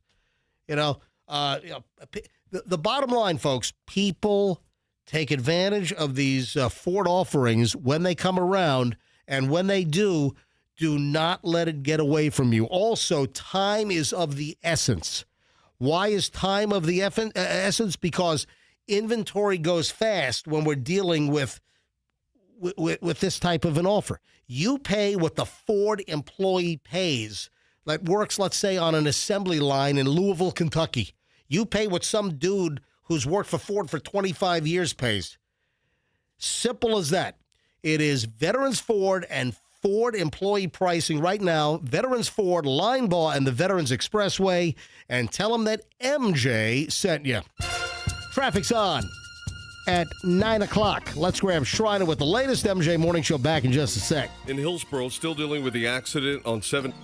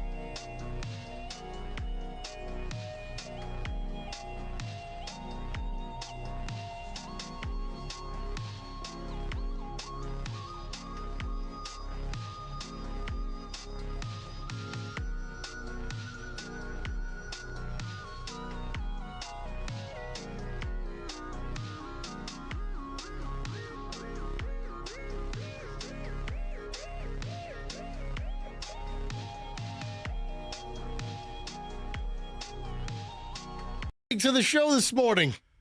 Who? The Ditex. Oh, yeah? Yeah. That's awesome. I already got an email. Hey, MJ, we're listening. Did they get my email? They must have gotten my email. Maybe the... I sent in... No, it says we're listening. No, Yeah, they heard us talk about it. Well, because I sent in the contact us, and your name was MJ Morning Show, and then your contact was MJMorningshow.com. No, this is they're listening. That's awesome. Yeah. And this is from a family member. This comes from a Ditech. A Ditech-in-law? That is their actual name. I thought it was like a technological name that they came up with. No, that's actually their name. That's awesome. Yeah, from Jamie Ditech. That's awesome. Yeah, look at this. MJ and team, we were listening. That's awesome. Call me about your green light. We'll sell you 10 new surge protectors. Well, listen. Maybe I can get a volume discount or something. That's awesome. We love it. We love it. No, that's that's awesome. great. I mean, it shows that we've got a wide, vast listenership. You know, I've got a bunch of surge protectors in my house, and these are like the real deal ones that are like hooked up into the wall, into the panels. And listen, in all fairness, a bunch of like the big ones, they appear to be fine. All green lights. I just have a couple. There's one outside that's been exposed outside since 2003, and the green lights are off on that one. So, but it's been weathered some storms. It might have been covered up by a hurricane. It might have been covered up by the storm surge from. It was submerged. No, it was not. It was high enough. Okay. Anyway, hey, thank you. Ditech was a huge surge protector company. Ditech is listening to us in Largo this morning. Thank you, Ditech. I appreciate it. Oh, do you see a million Jeeps are being recalled? Is it something like super major or something kind of stupid? No, they could burn your house down. Oh, okay, that's pretty major. Yeah. Is it the E-Jeeps? No, it's regular Jeeps. Okay. Do they sell an E-Jeep? Yeah, I think they have like a electric Jeep. Really? Wrangler. Well, here's the deal. Apparently, Wranglers are catching on fire and people are yelling, "Oh, Lord Jesus, it's a fire." So here's what we know. Stellantis, which is, the parent company of Chrysler and Jeep, Stellantis is recalling more than 1 million Jeep Wranglers. Oh, and Gladiators. Yeah, they're the same thing, except one has a truck bed. Over a defect that could spark a fire. Owners are being urged to park their vehicles outdoors away from buildings until a remedy is available. The recall covers an estimated 1,076,999 model year 2021 through 2025 Jeep Wrangler and Gladiator vehicles. So would they figure out they had a problem and fix it for the 26s? You know what? We're going to fix this problem. In the affected vehicles, an electrical issue involving the wiring for the electric hydraulic power steering pump could cause nearby materials to overheat and potentially ignite. In rare circumstances, this may cause combustible materials to overheat, potentially leading to a fire. And that might have you running and screaming out of the house. "Oh, Lord Jesus, it's a fire." And while your house is burning, a neighbor rushes out and says, "What happened?" You have to go back. Yeah. And say, oh Lord Jesus, it's a fire. Yeah. Not today. They have not finalized a repair yet, but they expect a remedy by July. Wow, they're still trying to figure out how to make sure your Jeep doesn't catch on fire and burn the freaking house down. I don't know, man. We got to play talking heads here. Burning down the house? Burning down the house. That's right. I was watching a piece of Beverly Hills Cop, the movie, and I was reading the captions while you're doing that story to try to find the part where the guy says, "My name is Serge." My name is Serge. My name is Serge. Bronson Pinchot. Bronson, my name is Serge. That was all Would unscripted. you like a little lemon twist? That was all unscripted. All, what's it called? Surge? Yeah, the whole thing. Impromptu? Improvised? Improvised. Yeah. Oh, It was improvisation? Yeah, improvisation. Come on, really? Hey, No. Yeah, all improvised. Just Eddie Murphy and Bronson Pinchot. The improv used to be the improv. Now it's, I think, what, Funny Bone? Yes. Yeah. Yes. We went to see our friend over there. Yep. At the Funny Bone. T.J. Hooker? T.J. Miller. Whatever. Talk T.J. Hooker. What is? I knew it was T.J. Miller. I knew it was T.J. At Funny Bone. Anyway, so if you've got one of these Jeeps or Wrangler or Gladiator, get it out of the garage. Seriously. In fact, get it out of the driveway. Park it in a mall parking lot. Just Get it away. Park it far, far away from anything. Yeah. What if you're like on a trip and it's parked in like an airport parking garage? It could torch the whole place, cause a collapse. Would the airport tow your car and move it to an open area? Yeah. If you could, I mean, if these are just spontaneously combusting. Right. Oh, like, so is Tampa International going through all the short-term and long-term parking, looking for just going to yank them out so the whole place doesn't catch on fire? Then eventually somebody's going to complain, yeah, my Jeep was stolen. Sir, it's right listen, here. in all fairness to Jeep and Jeep Wranglers and Gladiators, I mean, it's not like this is imminent. It's a possibility. It's not like, I don't think like 5 of these are going up a day. Yeah, good point. So I have another item here that no less than 25 people sent me. Thank you to the highly engaged individuals. Those are HEIs. Thank you to the highly engaged individuals here on the MJ Morning Show. And can you imagine let me just kind of pose a quiz here for, you can play along at home or work or driving, wherever you are. But for Fester and Michelle right now, and even Andrew, what story might I have received from at least 25 listeners regarding a form of transportation? Think about it. Think about it. We talked about e-bikes already, so it can't be that. All right. What form of transportation might have evoked at least 25 people to send me the story? MJ, what do you think about this? Once again, proving your point on why you don't. What do you think it is? Something with, jumping out of a. I said transportation. Something okay. I don't. Well, I was thinking skydiving, but that's not transportation. That's just going one way. Yeah. You'll never fly in a hot air balloon. That is correct. Yes. Yeah. So I was loaded up with email on this thing. Hot air balloon smashes into tree, and then smashes into a Fairfield, California country club with a couple on board. Wow.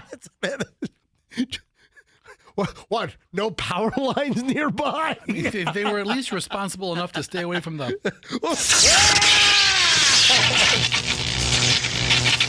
Yeah. So Michelle, when we were on the Serengeti in Africa, winter of 1998, when we were there, pre-kids, we were on safari, which still remains one of the best trips we've ever done. Even though I got Ebola. You did get sick. And malaria. You did get sick. And you got intimate with a monkey. Dude, I'm telling you right. We went to some farmhouse thing in Arusha, Tanzania. And man, I was so careful. Apparently not. Well, you and Howie. Howie and I had the soup. You guys did not. So Howie was on our trip. I wonder how Howie's doing. Howie actually was from Long Island. Yeah. But they ended up moving to Punta Gorda. Yeah. So I think this is years later. We haven't talked to Howie in 20 years. So Howie and we had the soup. You did not have the soup. Remember the place? It was at that farmhouse? I did not eat very much on that trip. You did not. Michelle looked like Skeletor when we came home. No, everyone said don't eat the meats because they could be infested with worms and parasites and everything. Don't eat the produce. Yeah, don't eat the produce. Yeah, everything has its... Don't drink the water, et cetera. Don't get your Coke with ice in it because that'll be the ice that's made with the water. Yeah, you couldn't do any. I was like, okay, I think I brought peanut butter Ritz crackers and I have a friend who traveled to Africa 2 years ago. All he brought was Cliff Bars. Yeah. Because I lived off Cliff Bars for 10 days. Yeah. Right. Listen, bottom line is, it was a great trip, even though I got sick, man. You couldn't move for about 8 hours. Yeah, it was coming out of both ends like a fire hose. All right. So I had some kind of bad soup in Arusha, Tanzania, at one of our little stops. It was some kind of a farm. Coffee or tea. It was like a coffee plantation. That's what it was. And we had lunch there. And both Howie and I had the soup. Howie's a couple, we met them on the trip. We get it. They were on our You haven't talked to him in 20 years. And And we both got it. So it had to be the soup because that's what we had in common. And then the two wives did not have the soup, and they were fine. And they went on a hot air balloon ride while you were puking? But the point is that I think they did go on the hot air balloon. I would not, when we hit the Serengeti, because we went to Amboseli, we went to the Ngorongoro Crater, we went to the Masai Mara, the Serengeti. I mean, it was a great ass trip. But we didn't go on a hot air balloon ride. Is this are we talking about hot air balloons, Yes. or are you a travel agent for Africa? All right. So I'm a travel agent trying to get people to go to the Democratic Republic of Congo right now. Just let because me go to Busch Gardens. They're having a little downturn in tourism because of Ebola. I don't want to go over there. Send me to Busch Gardens. I'll be fine. So the point is that they offered a sunrise hot air balloon ride over the Serengeti, and I refused to go because I don't like hot air balloons. You might have loved it. Yeah. So a couple, you might have loved it. A couple aboard a hot air balloon luckily escaped unharmed after they smashed into a tree and then crash landed at a Northern California country club. Footage shows the balloon drifting toward Green Valley Country Club in Fairfield, California, clipping a tree, then slammed on the ground near the golf course. Witnesses described the incident as a crash landing. The balloon eventually came to a standstill in an open area. I thought it smashed like into the patio area, taking out all kinds of golfers having lunch. Anyway, so 25 people sent me the story. Hey, MJ, here's another reason why you don't go hot air ballooning. All right, dude. Yes. I just typed this into AI. Yes. And I asked, what's safer, cars or hot air balloons? And it says, statistically, hot air balloons are significantly safer than cars. You're a troublemaker. I'm just pointing this out. Maybe while we've believed this our whole life that it's an unsafe mode of transportation, in reality, it isn't. And we take our lives into our own hand every day on Interstate 275 and 75 and I-4. So I should take a hot air balloon to work every morning? Is that what you're saying? You know what? I'll get a launch pad at my South Tampa place, and I'll just kind of cruise right over Tampa Bay, right over here. Everybody to would the studios. know. Yeah. Sure, there's MJ. Oh, there's MJ going by. Go get to work. Listen, back in the day, remember Q105 had that Q105 hot air balloon bumper sticker. Remember that? I remember that. Yeah, I think they ripped that off from Z100 New York. Who had it first? Did Z100 have the hot air balloon bumper sticker, or did Q105? We have any idea? Dude. What? Did the radio station ever have their own hot air balloon? Andrew, was there ever a Q105 hot air balloon? Turn your microphone on. Do you know? I think there may have been. Oh, really? Yeah, maybe. I mean, back when like radio stations had like budgets and everything. Yeah. And like promotional budgets and like vans on the road and, back in the day. We've got enough vans, people. Let's get a hot air balloon. Who had the hot air balloon bumper sticker first? Was it Rockin' America, C100. Or was it Tampa Bay's Q105. That's what I want to know. Who had it first? Hot rockin' flame throwing C100. Tampa Bay's greatest hits Q105. The C Morning Zoo on Z100. Mason Dixon on Q105. Are we done yet? No. I want more. C100 Q105. All right. Hey, find that history for me, would you please? Right, no hot air balloons for me. I thought I was being smart by typing in hot air balloon radio station. Yeah. Thinking I would see images of man, one crashed into a radio broadcast tower in Houston. Where's that? Houston, Texas, Wow. 960 feet up, I think, and they both survived. Here's dramatic footage of the rescue. All right. Hot hits all weekend long. C100. The greatest hits all summer long. Q105. Z100 only played hot hits all weekend? we do it all summer long. What kind of crap ass is that? What kind of jip job is that? All right, man. What time is it? I've got time here. We have very few cities in the world, or let me rephrase that. Of all the cities in the world, on the top 20 best food cities in the world, very few are in the United States of America. Media bias. What the hell is going on here? Yeah, okay, whatever. What kind of, crap list is this? These lists are so subjective. Yeah, Time Out. You know the website Time Out, Michelle. Yes. I've looked at it before. Time Out, a lot of food and travel stuff. Time Out has put out their annual and clearly ridiculously subjective list of the 20 best food cities in the world. Get out of here. Guess what the top food city is in the world, Fester? Top food city in the world. Tokyo. No, Tokyo's not even on the list. What? Yeah, how could Tokyo not even be on the freaking list? Buenos Aires. Yeah, you're getting closer. Really? Yeah. It's Lima, Peru. No. What? Man, they've got the tastiest alpaca there. Oh yeah, man. Aren't I want an alpaca burger. I don't know that I've ever been to a restaurant that brands themselves Peruvian. Alpaca King. Don't they have the Kentucky Fried Alpaca? Don't they have the green sauce they put on steak? Chimichurri sauce? Yeah, something like that. Isn't that Peruvian? No, I think it's Argentinian. Maybe, I don't know. I don't know. So why is Lima so good? Why is what? Why is Lima so good? I don't know. Why? I mean, maybe someone needs to tell us. Why is Lima, Peru? Can anyone, I've never been to South America. Michelle deprived me of going to South America for the very first time.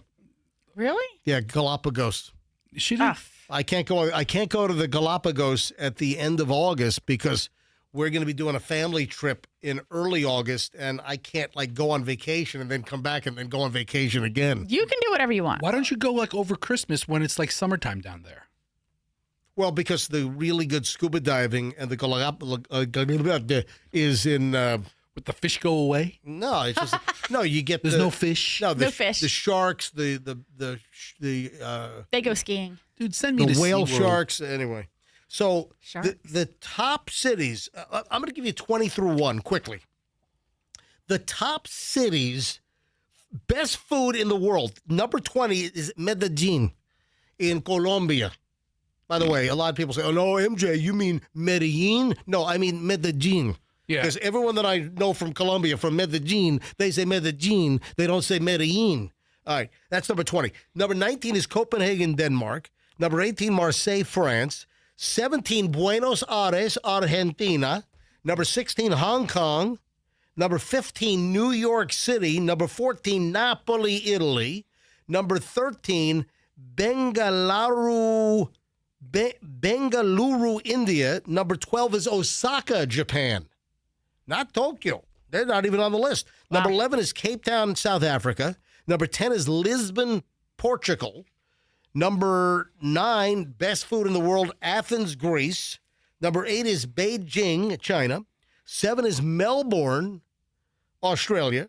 I mean, Outback is really good. Yeah, Melbourne, Australia. Number 6 is Ho Chi Minh City, Vietnam. I like Vietnamese food. Tell you what, I do like Vietnamese food. my uncle didn't care for it.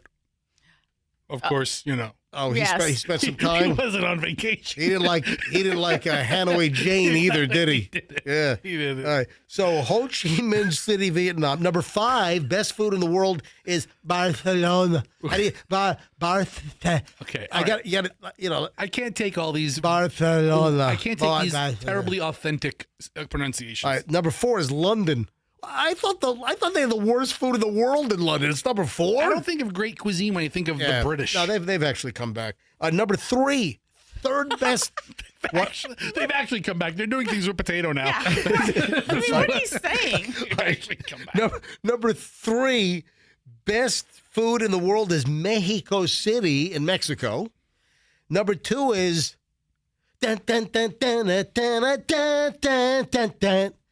Dun, dun, dun, dun, dun, dun, dun, dun, dun. Is that Bangkok? One Night in Bangkok, yes. Number 2 is Bangkok. One Night in Bangkok. Dun, dun, dun, dun, dun, dun. Bangkok, Thailand.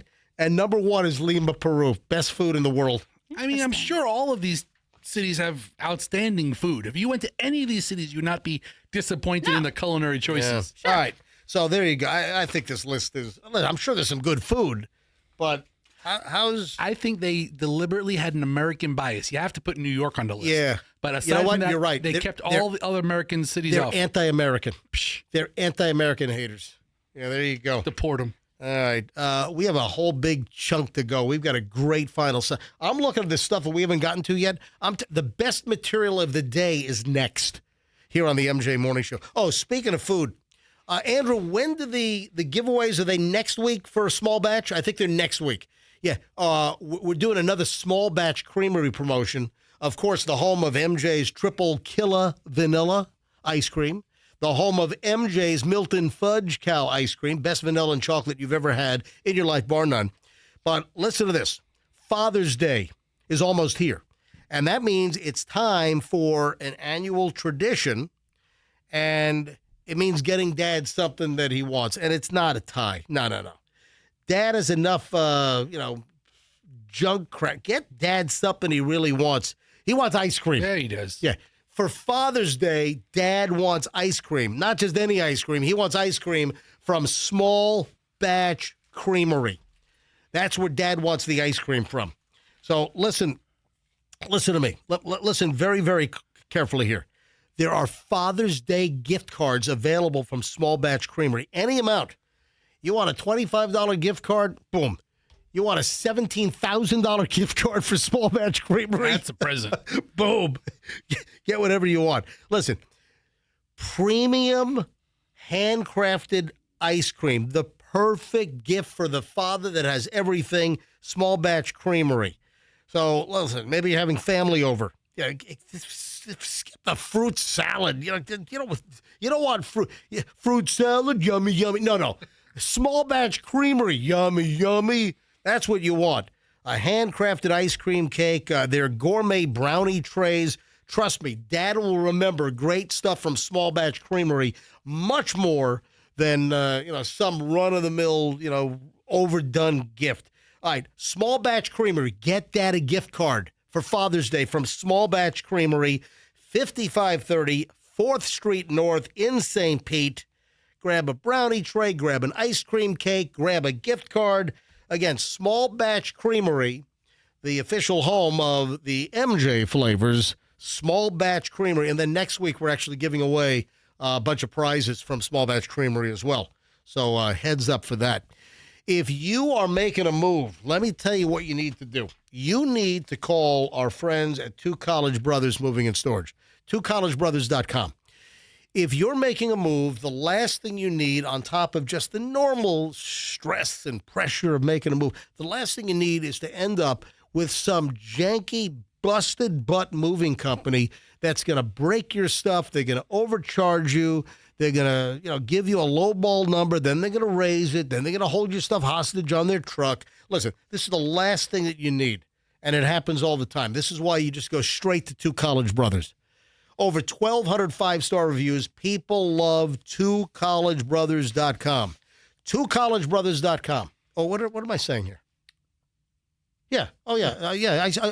I thought I missed the website. No, I had it right. You can put the number 2 or spell the number 2. No. I was like, oh, did I just say? Yeah, no, I said it right. Yeah. So the website is twocollegebrothers.com. I get rave reviews from listeners that say, MJ, thank you for the recommendation. We used Two College Brothers last weekend, et cetera. They were fantastic.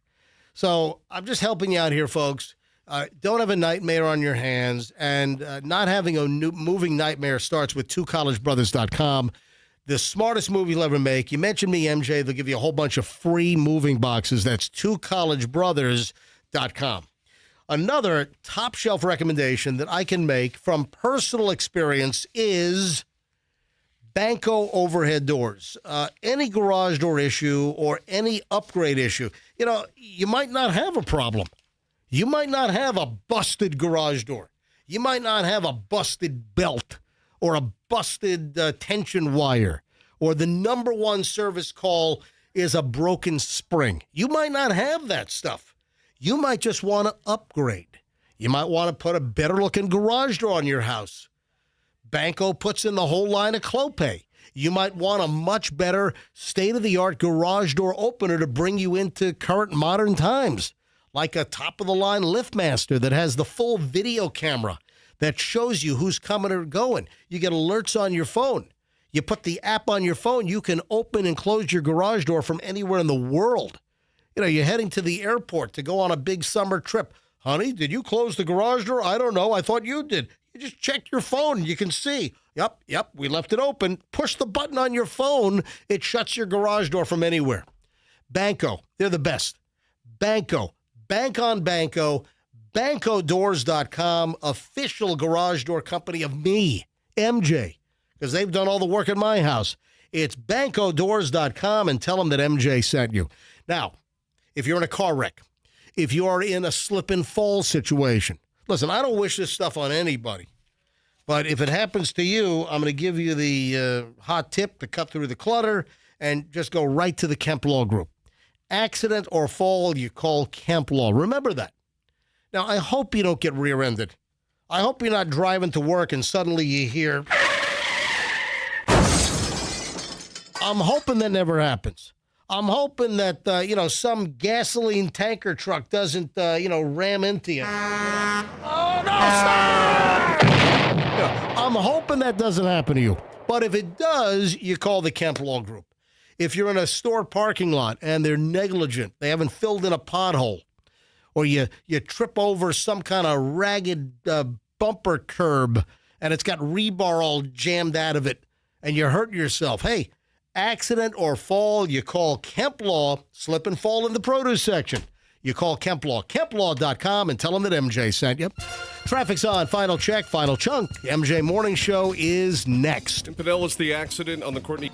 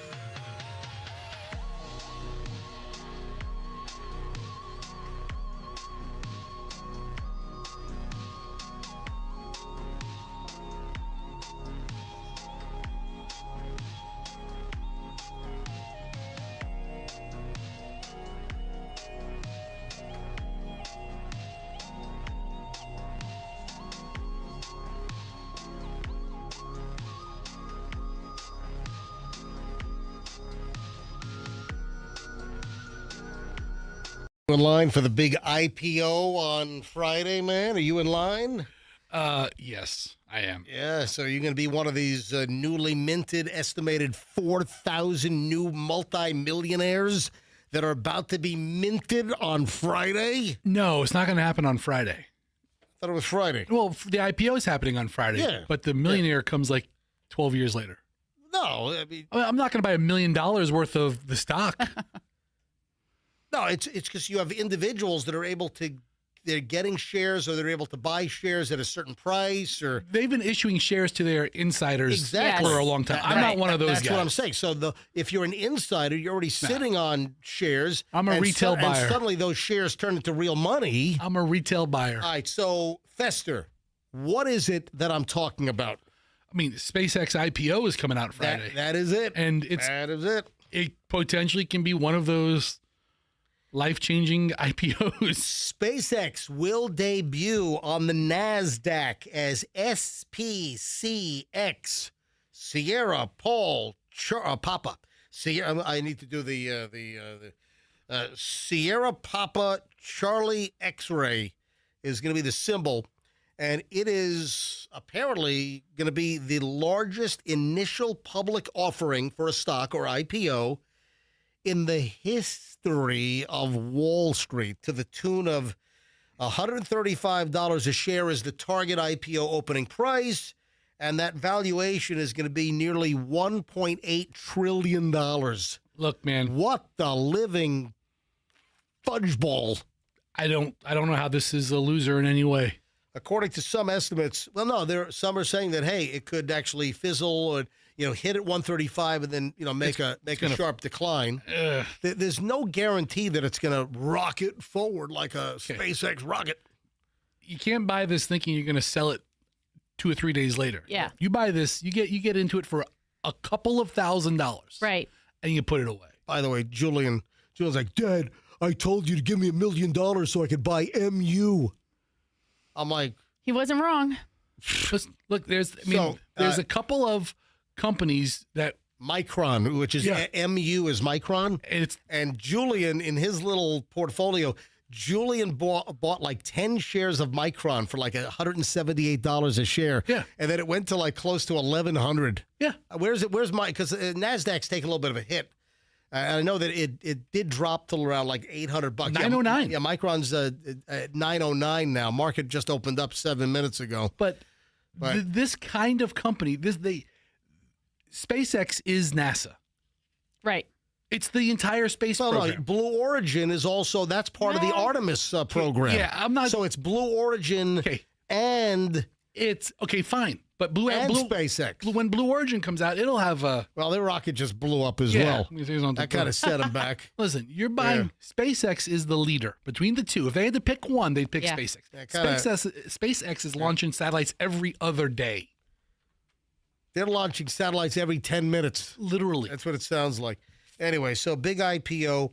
According to some estimates, the upcoming SpaceX IPO for tomorrow will create 4,000 new millionaires among SpaceX employees, from engineers to cafeteria workers. You got somebody that's slamming your sloppy Joe and mac and cheese on the tray, and they're about to potentially become a multimillionaire. Good for them. They've always gotten stock share or some share prices that didn't exist. And guess what else?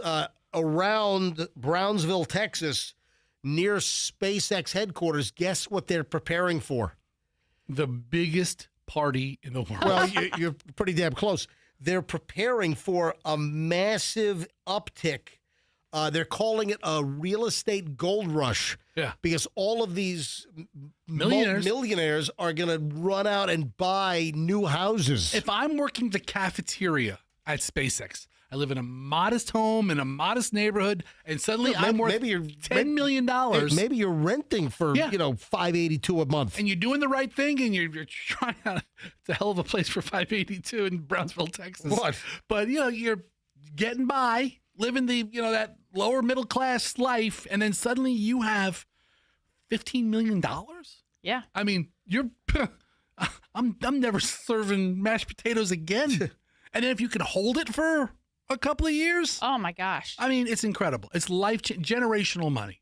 But even if you put in $5,000, $8,000, $10,000 and you just let it sit there. I mean, what did we have the other day?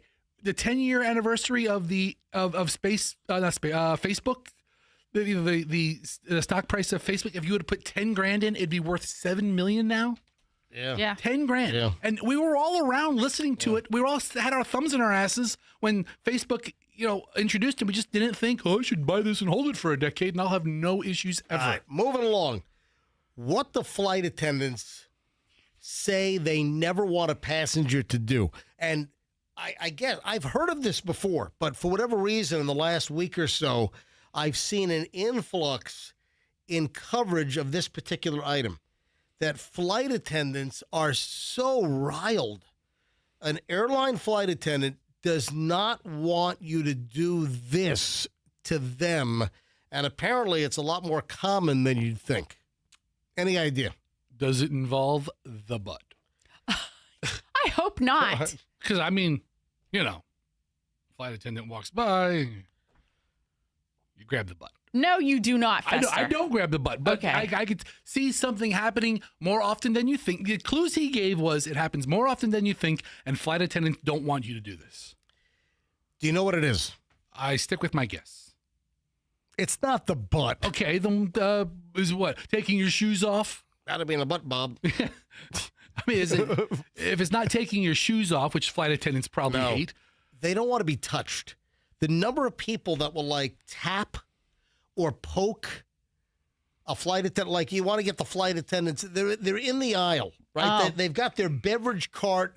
They're in the aisle. They've passed your seat. Oh, I didn't get my sun chips. And then the next thing you know, you're poking the flight attendant. You're touching their arm.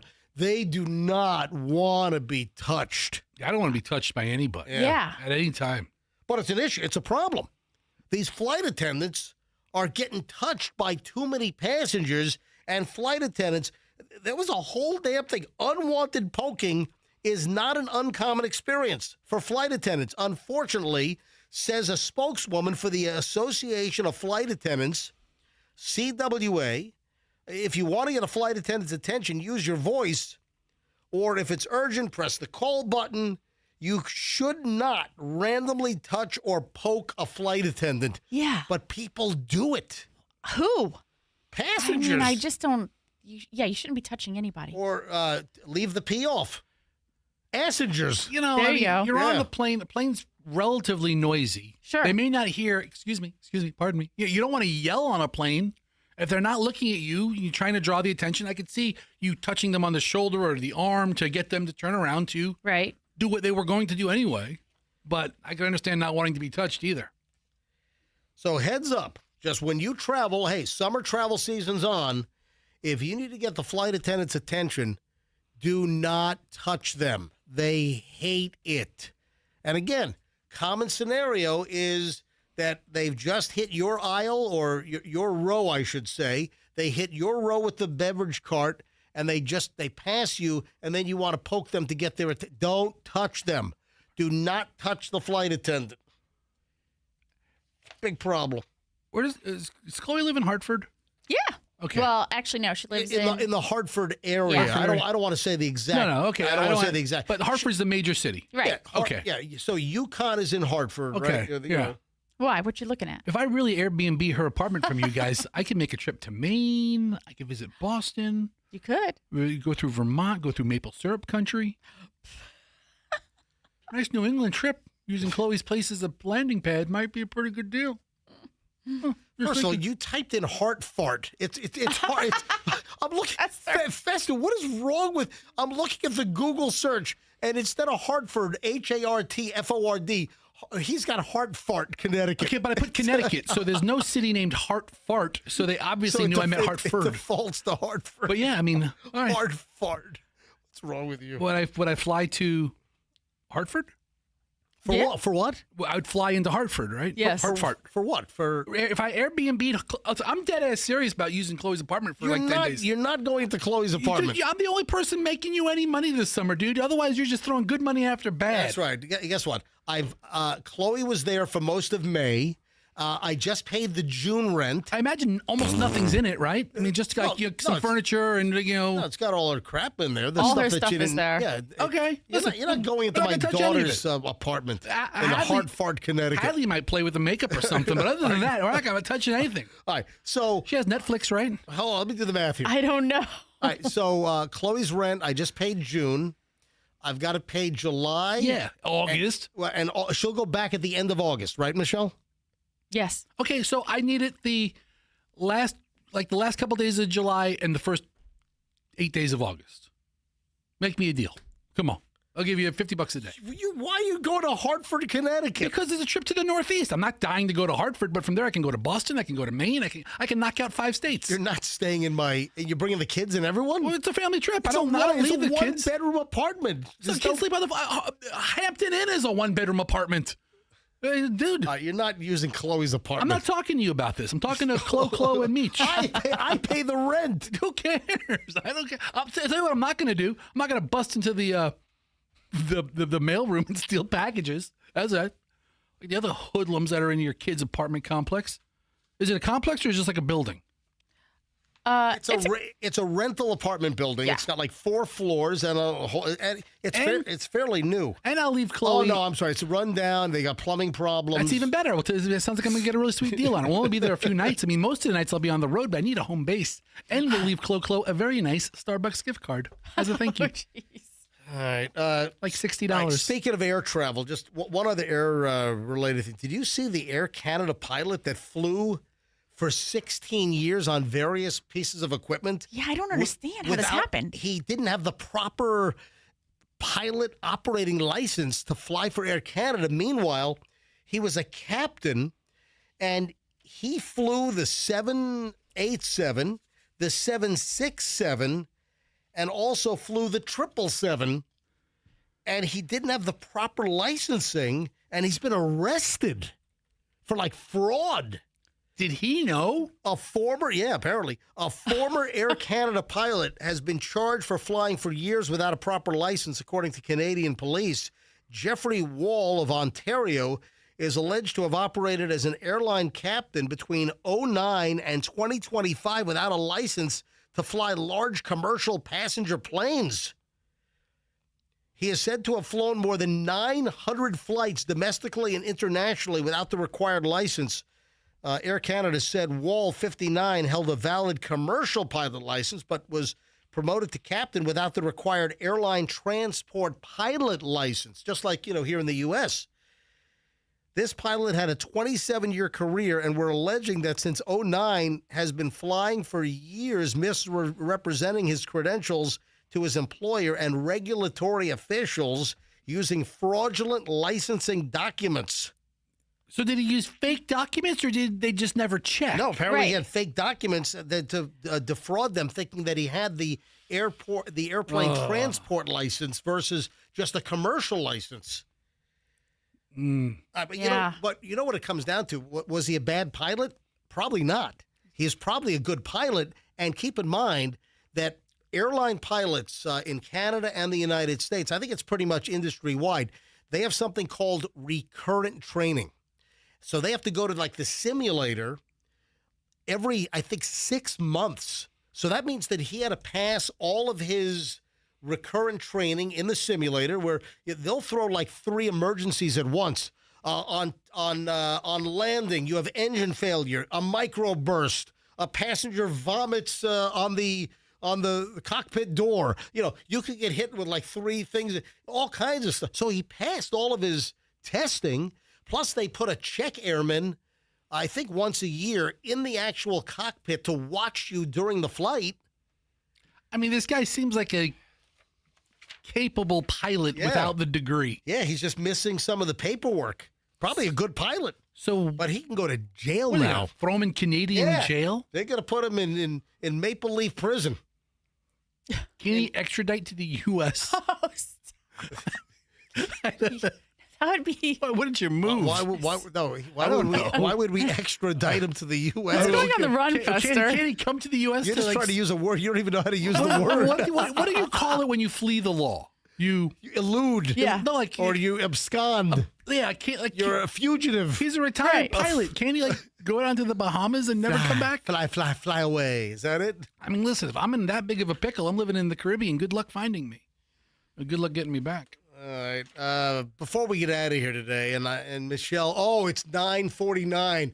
Michelle's got to shut her down because Michelle's got a hair appointment. I wish you wouldn't be so jokey about this. This is obviously important to Michelle, and her hair desperately needs it. I just like mentioned it on the way in. Like, hey, can we, go ahead and pack up and get out quickly? Listen, I'm still disturbed that I have the ear crease, which means I'm potentially susceptible to heart disease. That sucks. I literally have the crease I was talking about earlier. I need you to look at your ear again after you've taken your headphones off for like 3 hours. So you think that crease is not caused by the headphones? We don't know. think so? I mean, Yeah, our all right. earlobes are scrunched right now. Yeah. All right, a couple of things quickly before we get out of here today. What was the Taylor Swift thing? Some of the what was the thing? What Taylor Swift thing? There's a lot of Taylor Swift stuff. There were two She's got two bridesmaids. We think it's going to be Gigi Hadid and Selena Gomez. All right, hold on. Okay. Known. All right. So for the upcoming wedding, July 4th weekend. Right. All right. So the two bridesmaids could be who? Selena Gomez. I know who that is. And Gigi Hadid. Who the hell's Gigi Hadid. Yes, one of the model girls. Model-esque. They've been good friends for a long time. All right, so that's Taylor's story number one. The other thing is the whole Madison Square Garden rumor of her wedding being held there in MSG, is that all a ruse, a decoy? Michelle? Fester, can they enter like one side and then maybe like come out the other and go somewhere else? Where are they going to go? The Nassau Coliseum? I don't know. What, they going to go to like the Barclays Center? The bar, I mean, I don't know. Where the Nets play in Brooklyn? I mean, who knows? She's really trying to like keep it so, secret. So the people are speculating now that just might be a whole big, Remember we talked yesterday about the song in Toy Story 5 or 4, whatever numbers? I saw the video on YouTube yesterday. Oh, yeah? It gives you all the feels. Of a wedding? No, of the sexual tension between Jesse and Buzz Lightyear, and the sexual tension between Jesse and Seriously? and the cowboy. What's Woody? Dude, how dare you talk about sexual tension in a kid's animated Toy Story movie? Woody is. And now you're going to say, look, a character's name is Woody. No, what do you think that absolutely means? Not. This is about Jessie and her feels. She was like committed to Woody, and then like she gave Buzz Lightyear the green light eyes. And then Buzz Lightyear kind of looked down, knowing. I think Buzz Lightyear got the BB going on. Listen, he was. And it starts blue. He did. At the end, she goes with, "You've got to go to YouTube, whether you have kids or not. If you're remotely even a fan of Toy Story lore, look up the video for Taylor Swift's song, and it features Jessie, and it gives you all the feels, and it's actually a good song." Now, I think back to Taylor Swift. Yeah, I think the whole Madison Square Garden thing being a ruse, that makes more sense because what a non-intimate, just kind of a mechanical. But she can venue. She can create her own venue. I mean, she can just. I know. You can make it anything. She can put walls up. She can put a circus tent up. Michelle, remember early on they were talking about this like picturesque, like cliffside, Newport, Rhode Island. That's like 10, 15 stories ago. Yeah, that's the fake stuff because a helicopter would ruin that whole like Madonna's wedding to Sean Penn. Right. Yeah. All right. So it's going to be indoors. Yeah. Also, you see that Sean Diddy Combs has been sued for alleged sexual assault of a child actor. Great. Add more to the P. Diddy pile. Call my lawyer. Yeah, so anonymous John Doe filed a lawsuit against Sean Combs, currently serving a 50-month prison sentence for federal sex crimes. The accuser says that Combs brought him to back rooms of a venue. Right. Yeah, I know. That's ugh. I don't. What's the age of just underage? Underage. Yeah. All right. I think with that we got to roll. I think we're going to shut her down. Michelle, is this early enough for you to go get your hair done? I guess so. I guess so. Am I going to get yelled at? A little bit. No. I shut the show down at 9:53 and 50 seconds instead of 9:50. I still don't know what the hours are here. All right, folks, have a great one. We'll see you back here tomorrow. MJ Morning Show on Q105, and let's be careful out there.